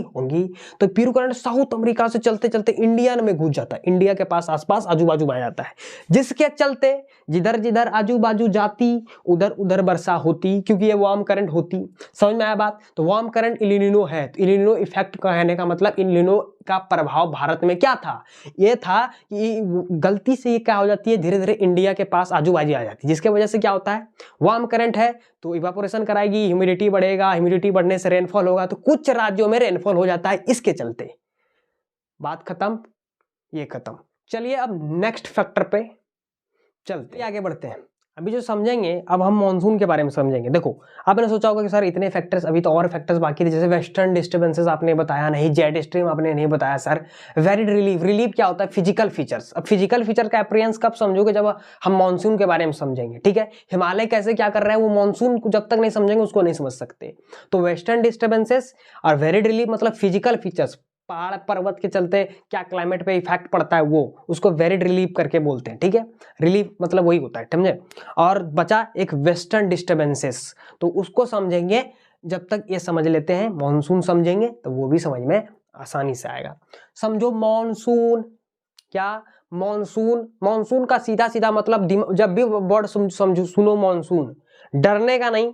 मॉनसून होता है हवा, क्या होता है? एक तरह का विंड है। ये क्या है? विंड है। ये विंड है, हवा है, हवा। इतना माथा में घुसा लो कि मॉनसून का मतलब होता है विंड। वैसे ये जो है टेक्निकली कहा जाता है कि मॉनसून जो वर्ड है ये मौसीन से वो आया है। चला मौसी लिख देता तो अच्छा रहता, मौसीन से आया है। अब मौसिन का spelling you can check now, मेरे को कंफर्म नहीं पता है, लेकिन ये मौसिन शब्द से आया है। ये अरबिक शब्द है जिसका मतलब सीजन होता है। क्या होता है? सीजन। अगर इसको देखेंगे तो कंफ्यूजन होगा। सीजन देखें, अब समझो मानसून का मतलब सीजन होता है तो माथा देरा हो जाता है कि सीजन मानसून का मतलब होता है तो विंड कैसे हो सकता है? इतना समझो, मानसून का मतलब होता है विंड। कितना क्या होता है? मानसून का मतलब होता है विंड। क्या होता है? मानसून का मतलब होता है विंड। विंड क्यों होता है? कैसा विंड होता है? ये सीजनल विंड होता है। ये सीजन पे मतलब ये सीजन पर विंड आता है। जब मन तब नहीं कि चलो यहाँ प्रेशर ग्रेडियंट हुआ आ गए मन किया घूमने, नहीं नहीं, ये सीजन के अकॉर्डिंग एक पर्टिकुलर टाइम पे आता है, एक पर्टिकुलर इंटरवल पे आता है, इसीलिए इसका नाम है सीजनल। इसलिए इसका मतलब सीजन हुआ, तो सीजनल विंड है ये। कैसा विंड है? सीजनल विंड है। समझते हैं, चलिए आगे बढ़ते हैं। देखो होता क्या है, हमने सिचुएशन पढ़ लिखा है। अभी हमने सिचुएशन क्या पढ़ा था कि जब टाइम हो 21 जून का, जब टाइम किसका हो? 21 जून का। क्या होता है 21 जून के दिन? क्या होता है जी? कुछ है क्या 21 जून को? क्या है ससुरा 21 जून को हो? भुला रहे हैं 21 जून को, तो हमको यादें नहीं है क्या था। 21 जून का बात कर दिए हैं सर। 21 जून को कुछ तो हुआ था। क्या हुआ था 21 जून को? जो बचुआ बात यह हुआ था कि यहाँ पर 23.5 डिग्री नॉर्थ पर सन का रे था एकदम परपेंडिकुलर, या क्या लिखेंगे? सन्स रे था परपेंडिकुलर। सन का रे क्या था? एकदम परपेंडिकुलर था, वर्टिकल था, है कि नहीं? यहां से हमको पता है कि पास होता है 23.5 डिग्री। यहां से क्या पास होता है? 23.5 डिग्री। ये क्या? नॉर्थ पास होता है। इतना तो पता है कि सन का रे परपेंडिकुलर होता है। अगर यहाँ पे सन का रे परपेंडिकुलर होता है तो यहाँ का टेम्परेचर बताइए आप लोग क्या होगा? सन एकदम पड़ रहा है लैंड पे, लैंड एरिया है ना, सन टेम्परेचर यहाँ पड़ रहा है तो यहाँ का टेम्परेचर ज्यादा होगा। स्पेसिफिक हीट कैपेसिटी आपका बहुत काम देगा कि भूमि जो होता है, लैंड जो होता है जल्दी गर्म होता है तो टेम्परेचर इसका ज्यादा हुआ। ये हुआ ओशियन। सब ओशियन यहाँ पे है, सीस हमारा यहाँ पे है, यानी वाटर बॉडीज लिख देते हैं यहाँ पे है। क्या है? वाटर बॉडीज हमारा यहाँ पे है।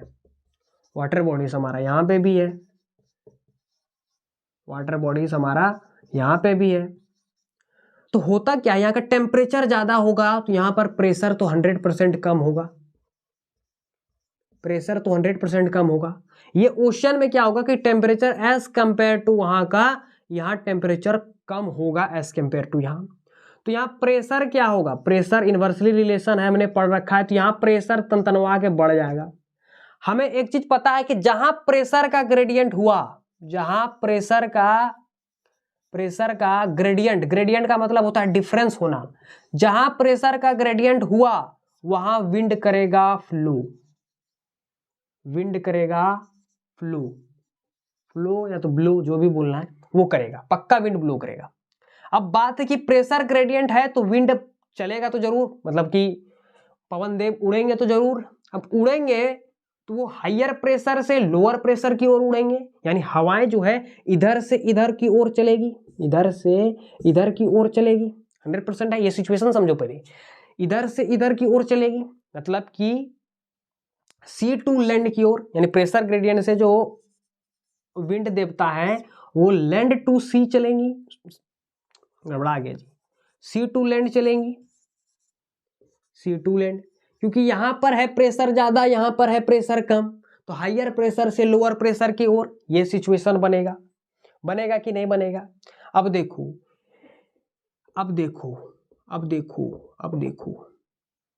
टाइम किसका है?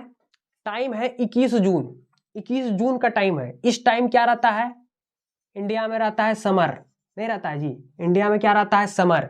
इसीलिए ये मॉनसून जो समर में आता है, समर में, इसीलिए इसका नाम है समर मॉनसून।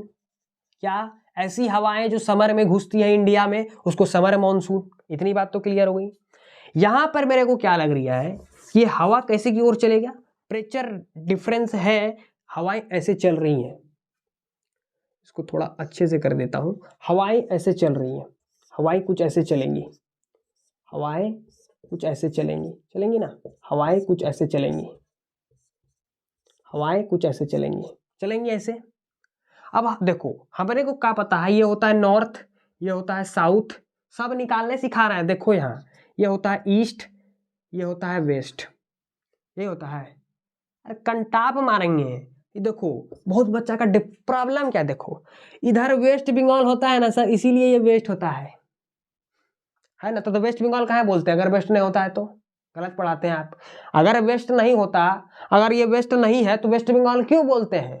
ए ससुरा रुक जा रुक जा रुक जा रे बाबा, रुक जा।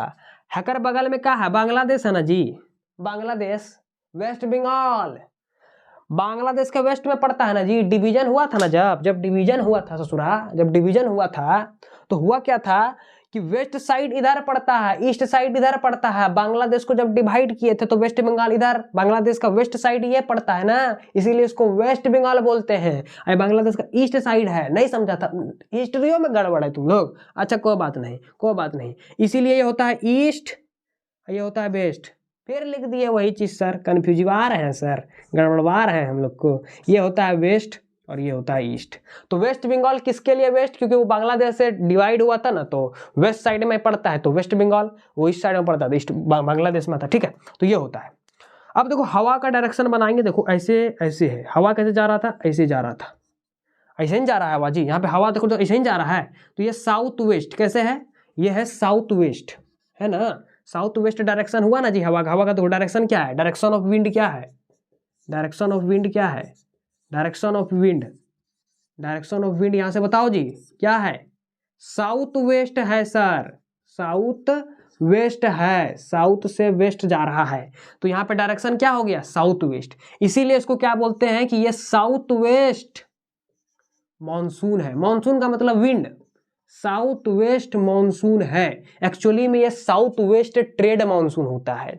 अब जब प्रेशर शिफ्टिंग ये सब जो है ना यूपीएससी के लेवल का है कि प्रेशर शिफ्टिंग होता है, प्लेटरी विंड्स होती हैं, तो कोरेलिस फोर्स लगती है, फेरस लॉ लगता है, ये सब बहुत हायर लेवल है। ठीक है, तो अपने को यहाँ समझना है कि ये साउथ वेस्ट मानसून, एक्चुअली में ये मानसून यहाँ से नहीं है, विंड हवा यहाँ नहीं है, विंड पीछे से चल रही है, मतलब पूरे अर्थ में चलती है, ये पूरे अर्थ में ये विंड चलती है। ठीक है, तो ये साउथ वेस्ट विंड यहाँ से एंट्री मारा। इतना समझो कि यहाँ पे प्रेशर ग्रेडियंट था, तो सिंपल था कि यहाँ से हवाएं चलती इधर, यहाँ से जो हवा चलेगी डायरेक्शन हमने पता किया, ये हवा की डायरेक्शन था साउथ वेस्ट, इसीलिए इसका direction of wind south west monsoon था। ये कहाँ से? सी टू लैंड चल रहा है, वेरी गुड। प्रेशर ग्रेडियंट था तो भी हवा चलेगा। ठीक है, 21 जून का टाइम है क्योंकि यहाँ पर परपेंडिकुलर आता है, इसलिए यहाँ पर टेम्परेचर ज्यादा रहेगा। सिंपल सी बात है। इतना समझ में आया बात? इतना बात समझ में आया कि नहीं आया? अब आया। अब देखो कि कल्याणम भवा क्या होता है जब सी से चल रहा है लैंड, सी से कहाँ जा रहा है? लैंड जा रहा है। सी से कहाँ जा रहा है? लैंड की ओर बह रहा है। अब सी में तो पानिया है, तो पानी से मॉइस्चर उठाएगा। क्या उठाएगा? मॉइस्चर उठाएगा, मतलब पानी उठाता है ना जी, हवा पानी उठाता है, मॉइस्चर के फॉर्म में उठाता है।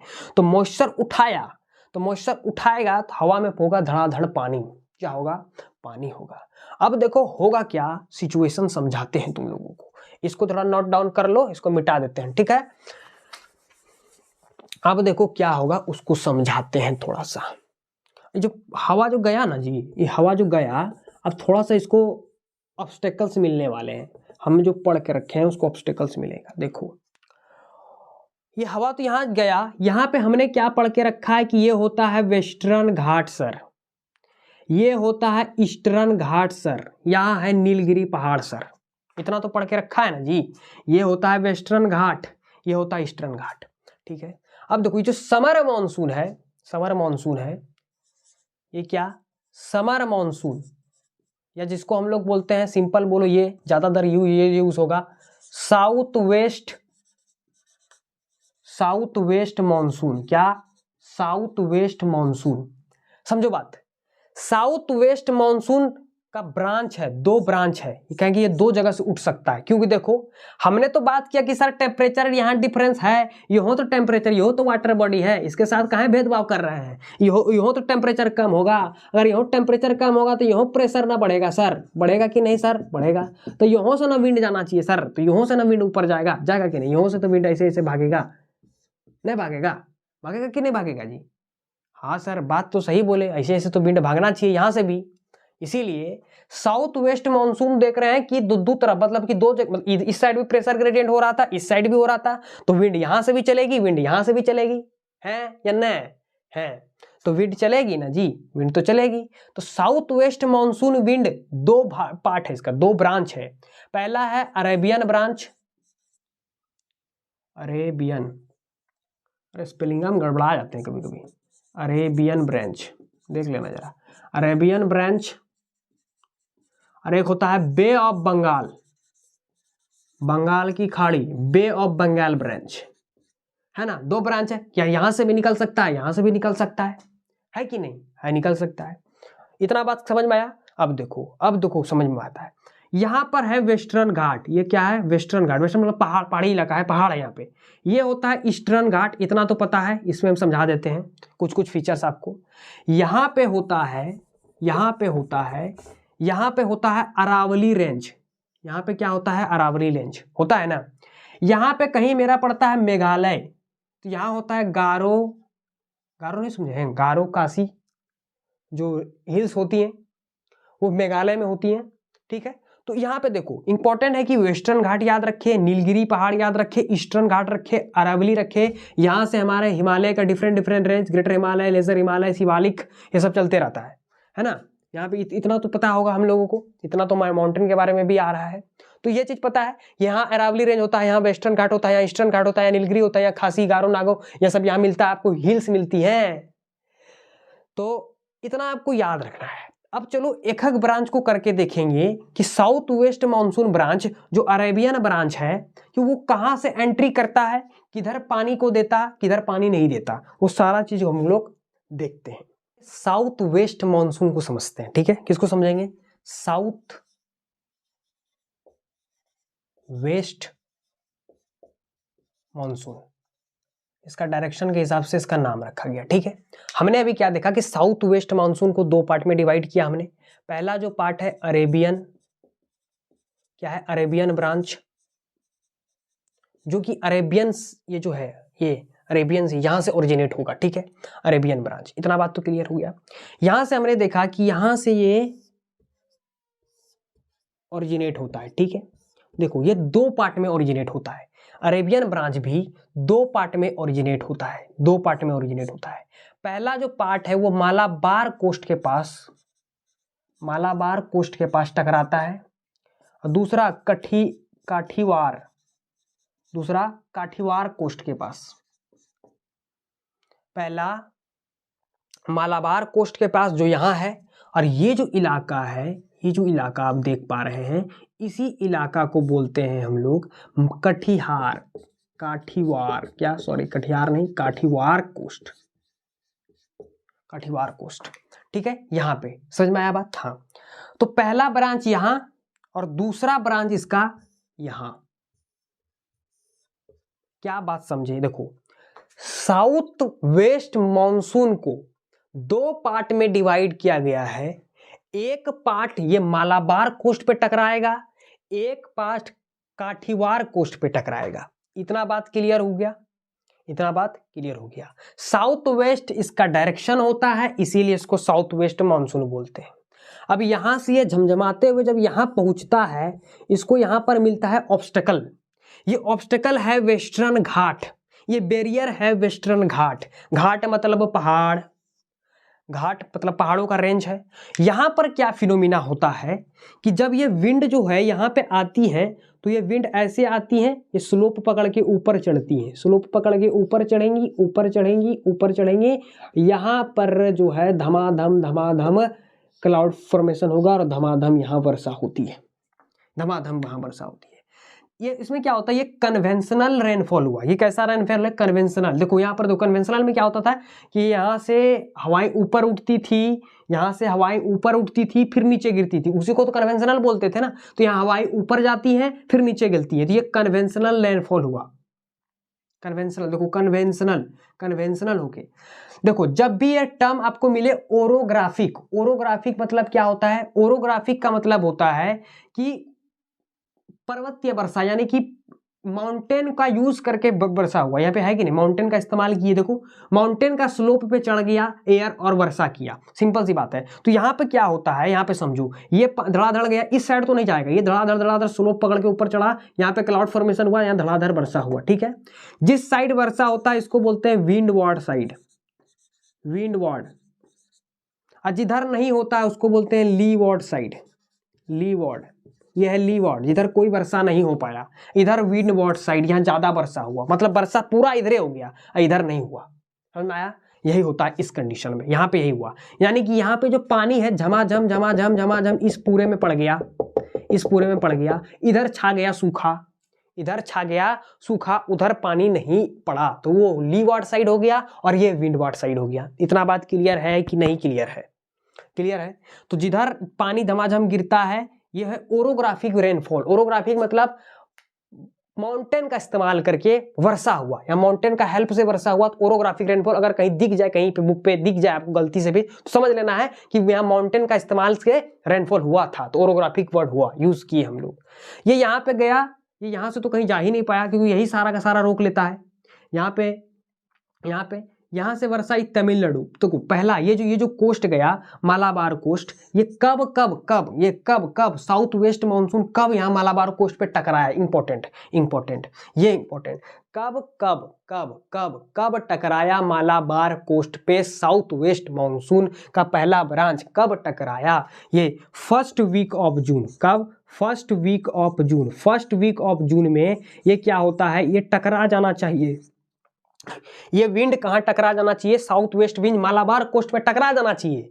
अगर ऐसा होता है तो बोलते हैं बस्ट ऑफ मानसून। मानसून आ गया है, मानसून आ गया है, मतलब बस्ट ऑफ मानसून कहने का मतलब मानसूनल विंड जो है, जो मानसून विंड है वो आ गया है। अगर फर्स्ट वीक में नहीं आया, सेकेंड वीक में भी नहीं आया, तो बोलते हैं break of monsoon. Monsoon wind नहीं आ रहा है, प्रॉब्लम हो गया है रास्ता में का उसको जी।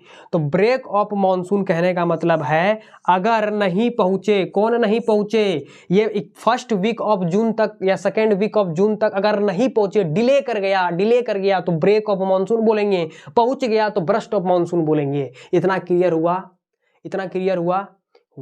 अब यह है काठीवार कोस्ट पे, एगो तो पहला इधर चल गया, एगो इधर चल गया। आपने देखा होगा कि देखो यहाँ पे है मुंबई, मुंबई में झमाझम वर्षा होता है, पुणे में झमाझम वर्षा नहीं होता है। यहाँ पुणे है, यहाँ पुणे है, यहाँ मुंबई है। मुंबई में देखोगे पूरा वर्षा, क्योंकि यहाँ से जितना पानी उठाया था सब तो यहाँ फेंक दिया ना जी। यहाँ से 350 सेंटीमीटर तक वर्षा होती है इस इलाके में। कौन सी? विंडवार्ड साइड में। किसका विंडवार्ड साइड? वेस्टर्न घाट का। पूरी 350 सेंटीमीटर ऐसा वर्षा होता है, झमाझम पूरे वर्षा। इधर पुणे देखोगे खाली है, नागपुर देखोगे खाली है। कहाँ है? यहाँ पे 70 सेंटीमीटर का है, ये लीवार्ड साइड में पड़ गया और ये विंडवार्ड साइड में पड़ गया। समझ में आया बात? यहाँ कठिवार देखो, राजस्थान का जो है ना स्थिति बड़ा अच्छा था। राजस्थान को पानी मिल जाता अगर ये अरावली रेंज पैरेलल नहीं होता। ये होता क्या है ससुरा, यहाँ से पूरा ये जो है ना हवाएं ऐसे चल जाती है। हवाएं ऐसे चल जाने मतलब अब उसी डायरेक्शन में पहाड़ुआ है, तो पहाड़ुआ ने रोकता नहीं है। पहाड़ुआ उसको बोलता है हमको निकल जाओ साइड से, मेरा साइड से हरेले निकल जाओ। यहाँ से निकल जाता है हवा यहाँ से जाके निकल जाता है।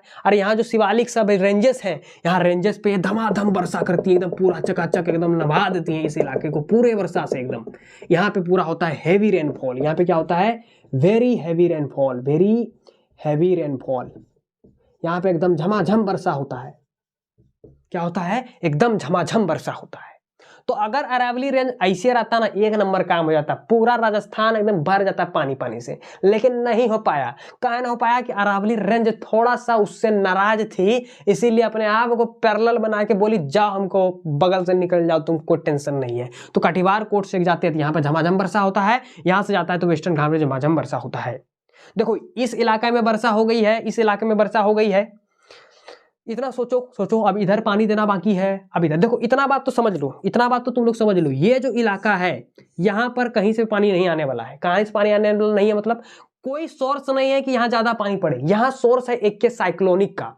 साइक्लोन चक्रवात होगा, यहाँ पे डिफरेंट साइक्लोन्स आते हैं, घूमते घूमते आएगा तो यहाँ पे वर्षा होता है। क्योंकि ये इलाका ऐसा इलाका है कि देखो चारों साइड के बीच का इलाका है। यहाँ पे जो है ना पानी मतलब ना के बराबर, मतलब इस तरह सीजनल विंड से तो नहीं पहुंच पाता, ये साउथ वेस्ट मानसून विंड ये सबसे नहीं पहुंच पाता है सर। यहाँ साइक्लोनिक कराना होगा, इधर पहुंचेगा। अभी देखेंगे, अभी दूसरा विंड देखेंगे, बे ऑफ बंगाल। अब देखो, अब दूसरा जो ब्रांच था इसमें वो था बे ऑफ बंगाल का। क्या था? वो बे ऑफ बंगाल का था। दूसरा ब्रांच क्या था? Bay of Bengal, Bay of Bengal का branch, Bay of Bengal. Bay of Bengal branch में क्या होता है? बंगाल की खाड़ी से उठेगा पानी, चलो उठा दिए खाड़ी के पानी, लो बे ऑफ बंगाल से उठ गया, उठ गया, उठ गया, उठ गया, उठ गया, डायरेक्शन सेम रहेगी, यही डायरेक्शन से तो उठेगा ही, पानी इधर से उठवे करता है। अब यहाँ पे देखो ईस्टर्न घाट आ जाता है, सिंपल सी बात है, ईस्टर्न घाट आ जाता है। अब यहाँ से पानी उठा, झमाझम उठा, ठीक है। यहाँ पर माउंटेन्स की रेंजेस है, ठीक है, यहाँ पे माउंटेन की रेंजेस है, ये इसको रोकता है, ये जो है यहाँ से रुक गया, यहाँ गया, यहाँ गया। याद रखना ये मेघालय है, यहाँ पे है गारो, खासी और जैंतिया, इसके बीच में एक जगह है चिरापुंजी करके, चिरापुंजी, क्या Cherrapunji, world's largest, world's heaviest अगर रेनफॉल होता है कहीं तो वो होता है चिरापुंजी में, यहाँ इस जगह में।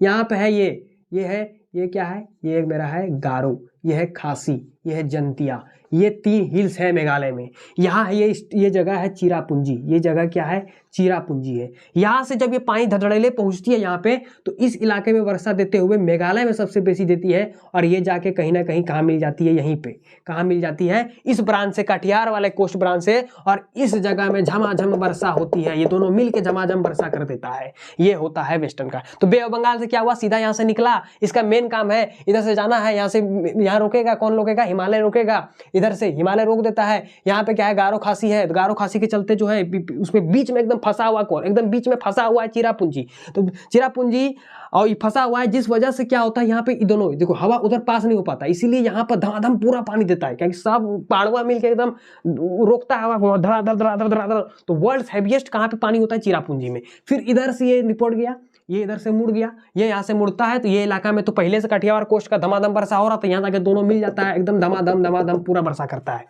समझ में आया बात, समझ में आया कि नहीं आया? ये तो कब समझे, जब समझे 21 जून का टाइम एकदम सन परपेंडिकुलर था। अगर सन गायब हो गया, ठंडा आ गया, तो क्या करेंगे जी, क्या करेंगे जी, क्या करेंगे जी? अब उसको देखेंगे कि क्या करेंगे। चलिए समझते हैं उसको। चलिए आप समझते हैं कि विंटर मॉनसून क्या आएगा, विंटर सीजन में कैसा मॉनसून आएगा, उसको विंटर मॉनसून बोलेंगे। सिंपल सी बात है, विंटर में जो आएगी मॉनसून उसको विंटर मॉनसून बोलेंगे। जो समर में आती थी मॉनसून तो उसको समर मॉनसून बोलते थे, इसको क्या बोलेंगे, विंटर मॉनसून, क्योंकि ये विंटर में आएगी। क्योंकि विंटर में कब आएगी, मतलब कि जब सन जो है वो परपेंडिकुलर नहीं रहेगा यहाँ पे विंटर सीजन में, यानी दिसंबर के टाइम, इस टाइम में। समझ में आ रहा है? हाँ, होता क्या है बाबू, समझो बात को। दिसंबर के टाइम में उल्टा कहानी होगा। दिसंबर के टाइम में जब कम दिसंबर के टाइम में क्या होता है, बात समझो। दिसंबर के टाइम में उल्टा कहानी कैसे समझते हैं बताओ। मतलब विंटर सीजन में क्या होता है कि सन जो है दिसंबर के टाइम में कहाँ चल जाता है, सन दिसंबर के टाइम में कहाँ चल जाता है, दिसंबर के टाइम में कहाँ चल जाता है, 23½ डिग्री साउथ में चला जाता है। जब ये साउथ में चला जाएगा तो डेफिनेटली बात है कि ये वाला जो है सदर्न साइड, ये जो है सदर्न साइड, ये जो पूरा सदर्न साइड है मेरा, ये जो सदर्न साइड में, इसको ज़्यादा हीट मिलेगा, यानी इसको ज़्यादा हीट एनर्जी मिलेगा, ज़्यादा हीट एनर्जी मिलेगा, हीट मिलेगा, यानी सन से आने वाली हीट एनर्जी ज़्यादा मिलेगा, इसको रेस ज़्यादा मिलेगा एज कम्पेयर टू ये वाला पार्ट। तो ये वाला पार्ट में एक्चुअली बे ऑफ बंगाल पड़ता है, बे ऑफ बंगाल पड़ता है, यानी कि वाटर बॉडीज पड़ती हैं। सिंपल सी बात है, सिंपल सी बात है। इधर तो विंड ना के बराबर, यहाँ तो विंड ना के बराबर, यानी सॉरी विंड ना, क्या बोल रहा हूँ, यहाँ तो हीट जो है, रेस जो है एकदम ना के बराबर है। यहाँ टेम्परेचर हो गया गड़बड़ा के कहानी खत्म। टेम्परेचर घटेगा तो प्रेशर बढ़ेगा, सिंपल बात है। टेम्परेचर घटेगा प्रेशर बढ़ेगा, यहाँ की क्योंकि यहाँ पे जरा स्लाइंटिक रेस भी आ रही थी। किसकी आ रही थी, तो किसकी आ रही थी, सन की आ रही थी। तो यहाँ पे टेम्परेचर बाबू एज कम्पेयर टू वहाँ ज़्यादा ही होगी, ज़्यादा ही है, तो प्रेशर यहाँ पे घट गया बाबू। हमें पता है विंड कहाँ से कहाँ फ्लो करेगा, from higher pressure to lower pressure. तो हाइयर प्रेशर ग्रेडियंट से लोअर प्रेशर जब विंड फ्लो करेगा तो यानी विंड ऐसे ऐसे बहेगा, ऐसे ऐसे चलेगा, ऐसे ऐसे ऐसे, है ना, ऐसे चलेगा ऐसे। तो ये जो है ये है नॉर्थ, ये है साउथ, ये है अगेन गलती नहीं करना है, ये है ईस्ट, ये है वेस्ट। अब देखो नॉर्थ और ईस्ट जैसा डायरेक्शन है, इसका पिछवाड़ी पे बैठो, इसका पिछवाड़ी पे बैठो और कंपेयर करो तो नॉर्थ ईस्ट, तो इसको क्या बोलते हैं, नॉर्थ ईस्ट मानसून। इसको क्या बोला जाता है, नॉर्थ ईस्ट मानसून भी, इसको क्या बोलते हैं, नॉर्थ ईस्ट मानसून भी बोलते हैं।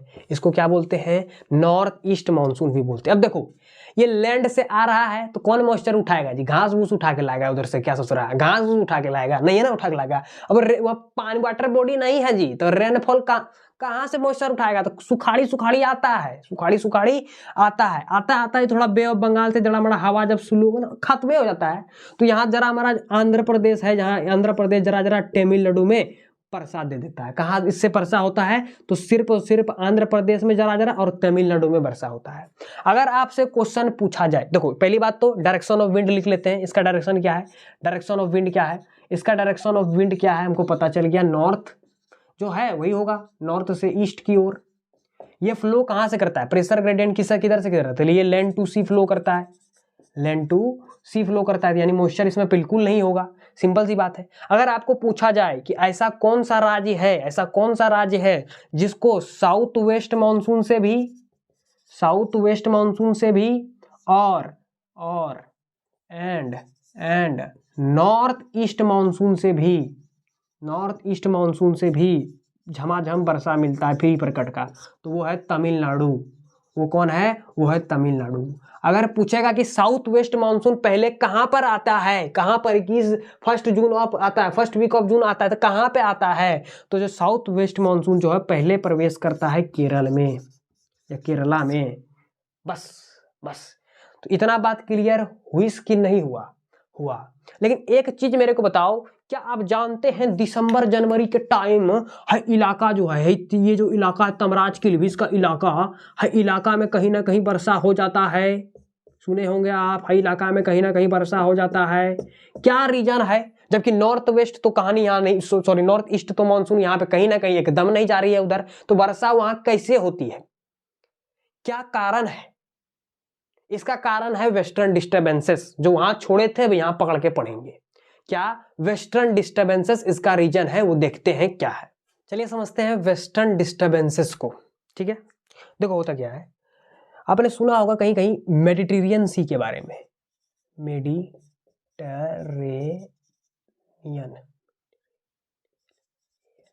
मेडिटेरेनियन सी के बारे में। ये क्या है?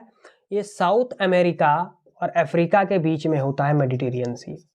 होता क्या है बस इतना समझो, मेडिटेरियन सी के अंदर किसी भी कारणवश लो प्रेशर जोन क्रिएट होता है, लो प्रेशर क्रिएट हो जाता है। क्या हो जाता है? लो प्रेशर बन जाता है। किसके अंदर? मेडिटेरियन सी के अंदर लो प्रेशर बन जाता है। ठीक है, हमारा भारत कहीं यहाँ पे है। ठीक है, हमारा भारत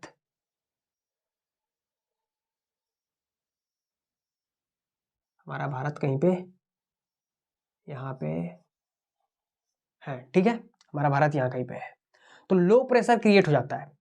लो प्रेशर क्रिएट होने के कारण क्या आता है कि इसके आजू बाजू हाई प्रेशर क्रिएट हुआ होगा, इसके आजू बाजू हाई प्रेशर क्रिएट होता है। अब होता क्या है कि विंड हाई प्रेशर से जब लो प्रेशर की ओर चलती है, तो ये जो विंड है कहीं ना कहीं ईरान पाकिस्तान से होते हुए इंडिया में घुस जाता है। और इंडिया में जब घुस जाता है तो लो प्रेशर विंड है, यानी मेडिटेरियन सी से चला है, तो यह मॉइस्चर लेके चला होगा। तो यहाँ पर क्या करता है, ये झमाझम वर्षा जो देखने मिलता है इंडिया में, ये इसी के कारण होता है। सिंपल क्या है, वेस्टर्न डिस्टर्बेंसेस क्या होता है सर? मेडिटेरियन सी है, वहां पे low pressure zone create, low pressure system create हो जाता है, जिसके करते विंड क्या होगा, हाई प्रेशर से लो प्रेशर विंड फ्लो करेगा। तो जो उधर से विंड होती है हाई प्रेशर, उसके आजू बाजू जब हाई प्रेशर जो क्रिएट होता है विंड मेडिटेरियन सी के आजू बाजू, वहां से विंड चलती हैं तो लो प्रेशर की ओर चलती हैं। तो लो प्रेशर जो है वहां से मॉइस्चर उठाते हुए यहाँ ईरान पाकिस्तान होते हुए इंडिया के पास भी पहुंचती है और इस इलाका में वर्षा करती है। अब ये कैसे पहुंची, ये बहुत बड़ा टॉपिक है, इसको नहीं समझ सकते, यूपीएससी लेवल वाला हो जाएगा। समझ में आया बात? तो ये होती है वेस्टर्न डिस्टर्बेंसेस। तो वेस्टर्न डिस्टर्बेंस का क्या इफेक्ट हुआ इंडिया पे, पता चल गया। दिसंबर और जनवरी में कैसे वर्षा होती है, किस कारण होती है? तो वेस्टर्न डिस्टर्बेंसेस के कारण होती है। इतना बात क्लियर है? अब चलिए समझते हैं कुछ लोकल विंड्स, जैसे कि आपने काल बैसाखी पढ़ा होगा, मैंगो सावर क्या होता है, बडोली चेहरा क्या होता है, उसको हम लोग देखेंगे अभी।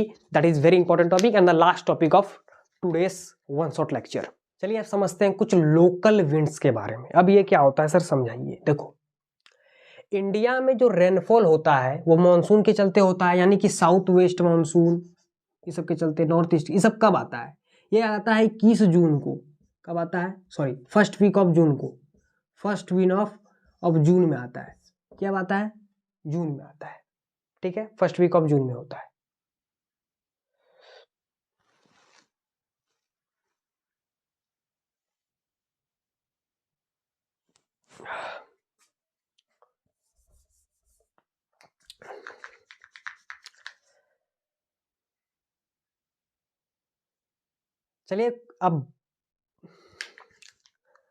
चलिए समझते हैं कुछ लोकल विंड्स के बारे में, ठीक है।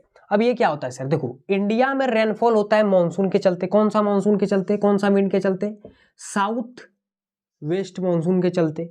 ये इंडिया में आता है जून में सर। लेकिन आप देखोगे कि इंडिया में अप्रैल में भी वर्षा कहीं कहीं होती है और मई में भी होती है। कहाँ है, कैसे, क्या रीजन है सर इसके पीछे का? अप्रैल मई में कैसे वर्षा हो सकती है? कैसे हो सकती है? जो अप्रैल मई में जो वर्षा होती है उसको बोलते हैं प्री मॉनसूनल रेनफॉल के चलते। मतलब पहले मॉनसून विंड से आने के पहले कुछ विंड्स जो होती हैं वो ओरिजिनेट होती हैं इंटरनल पार्ट ऑफ इंडिया में, अलग अलग जगह में। जैसे काल बैसाखी एक विंड है जो कि ओरिजिनेट होता है छोटा नागपुर प्लेट्यू में। ओरिजिनेट कैसे होगा? High pressure low pressure create होगा तो विंड ओरिजिनेट होता है। तो काल बैसाखी नाम का एक विंड ओरिजिनेट होता है, लोकल विंड है, वो छोटा नागपुर प्लेट्यू में ओरिजिनेट होता है। ये विंड के चलते वेस्ट बंगाल में पानी पड़ता है, उड़ीसा में पानी पड़ता है, आसाम में पानी पड़ता है। इसी काल बैसाखी को आसाम में बारडोली चेहरा करके नाम से जाना जाता है। और देखो, वेस्ट बंगाल में इसका यूज किस लिए होता है? जूट के इस्तेमाल में, मतलब जूट के प्रोडक्शन में यूज कर देते हैं। और आसाम में इसका इस्तेमाल टी के ग्रोइंग में हो जाता है। सिंपल सी बात है। तो काल बैसाखी एक लोकल विंड है जो ओरिजिनेट होता है छोटा नागपुर प्लेट्यू से।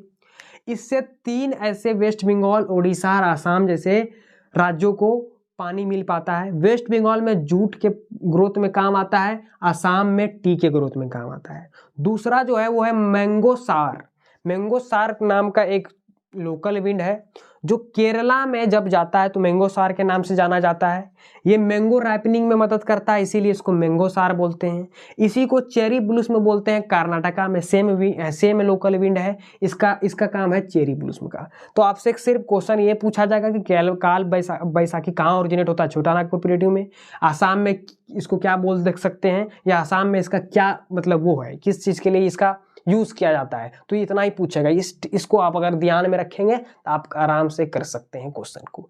अब बात रहा कि वेरिड रिलीफ तो हम लोग कर लिए। कैसे कर लिए सर? कि कहाँ कहाँ पानी जाएगा, कहाँ कहाँ पानी पड़ता है, साउथ वेस्ट मानसून कहाँ गिरता है, ये सारा उसी में आ गया। अब बात रहा हिमालय का, तो हिमालय भी कैसे भी प्रोटेक्ट किया। हिमालय एक चीज और करता है, साइबेरियन विंड जो आती है, ईरान तरफ से साइबेरियन विंड आती है। साइबेरियन एक कोल्ड विंड होती है, ठीक है, उससे प्रोटेक्ट करती है। बस इतना एक पॉइंट है हिमालय के बारे में जिसको आपको याद रखना है।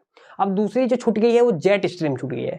जेट स्ट्रीम एक वेरी लार्ज टॉपिक है। लार्ज टॉपिक मतलब यूपीएससी लेवल का, हाई लेवल का। उसमें तो आपको सिर्फ ये याद रखना है कि जेट स्ट्रीम क्या होता है? फास्ट मूविंग कोल्ड विंड होता है जो कि एटमॉस्फेयर के टोपो लेयर में ओरिजिनेट होता है। बस इतना सा, इससे इतना ही क्वेश्चन आएगा। समझ में आएगा बात? तो अभी तक मैंने आपको जितना कराया बस इतना ही इंपॉर्टेंट है। बस आप एक बार ज्योग्राफी रीड कर ले, बस आपका काम हो जाएगा। अगर इतना पढ़ लिए तो आप क्वेश्चन रिलेट करके कर दोगे। रीजनल वाला क्वेश्चन, ज्योग्राफिकल रीजन वाला सब क्वेश्चंस आते हैं इसमें।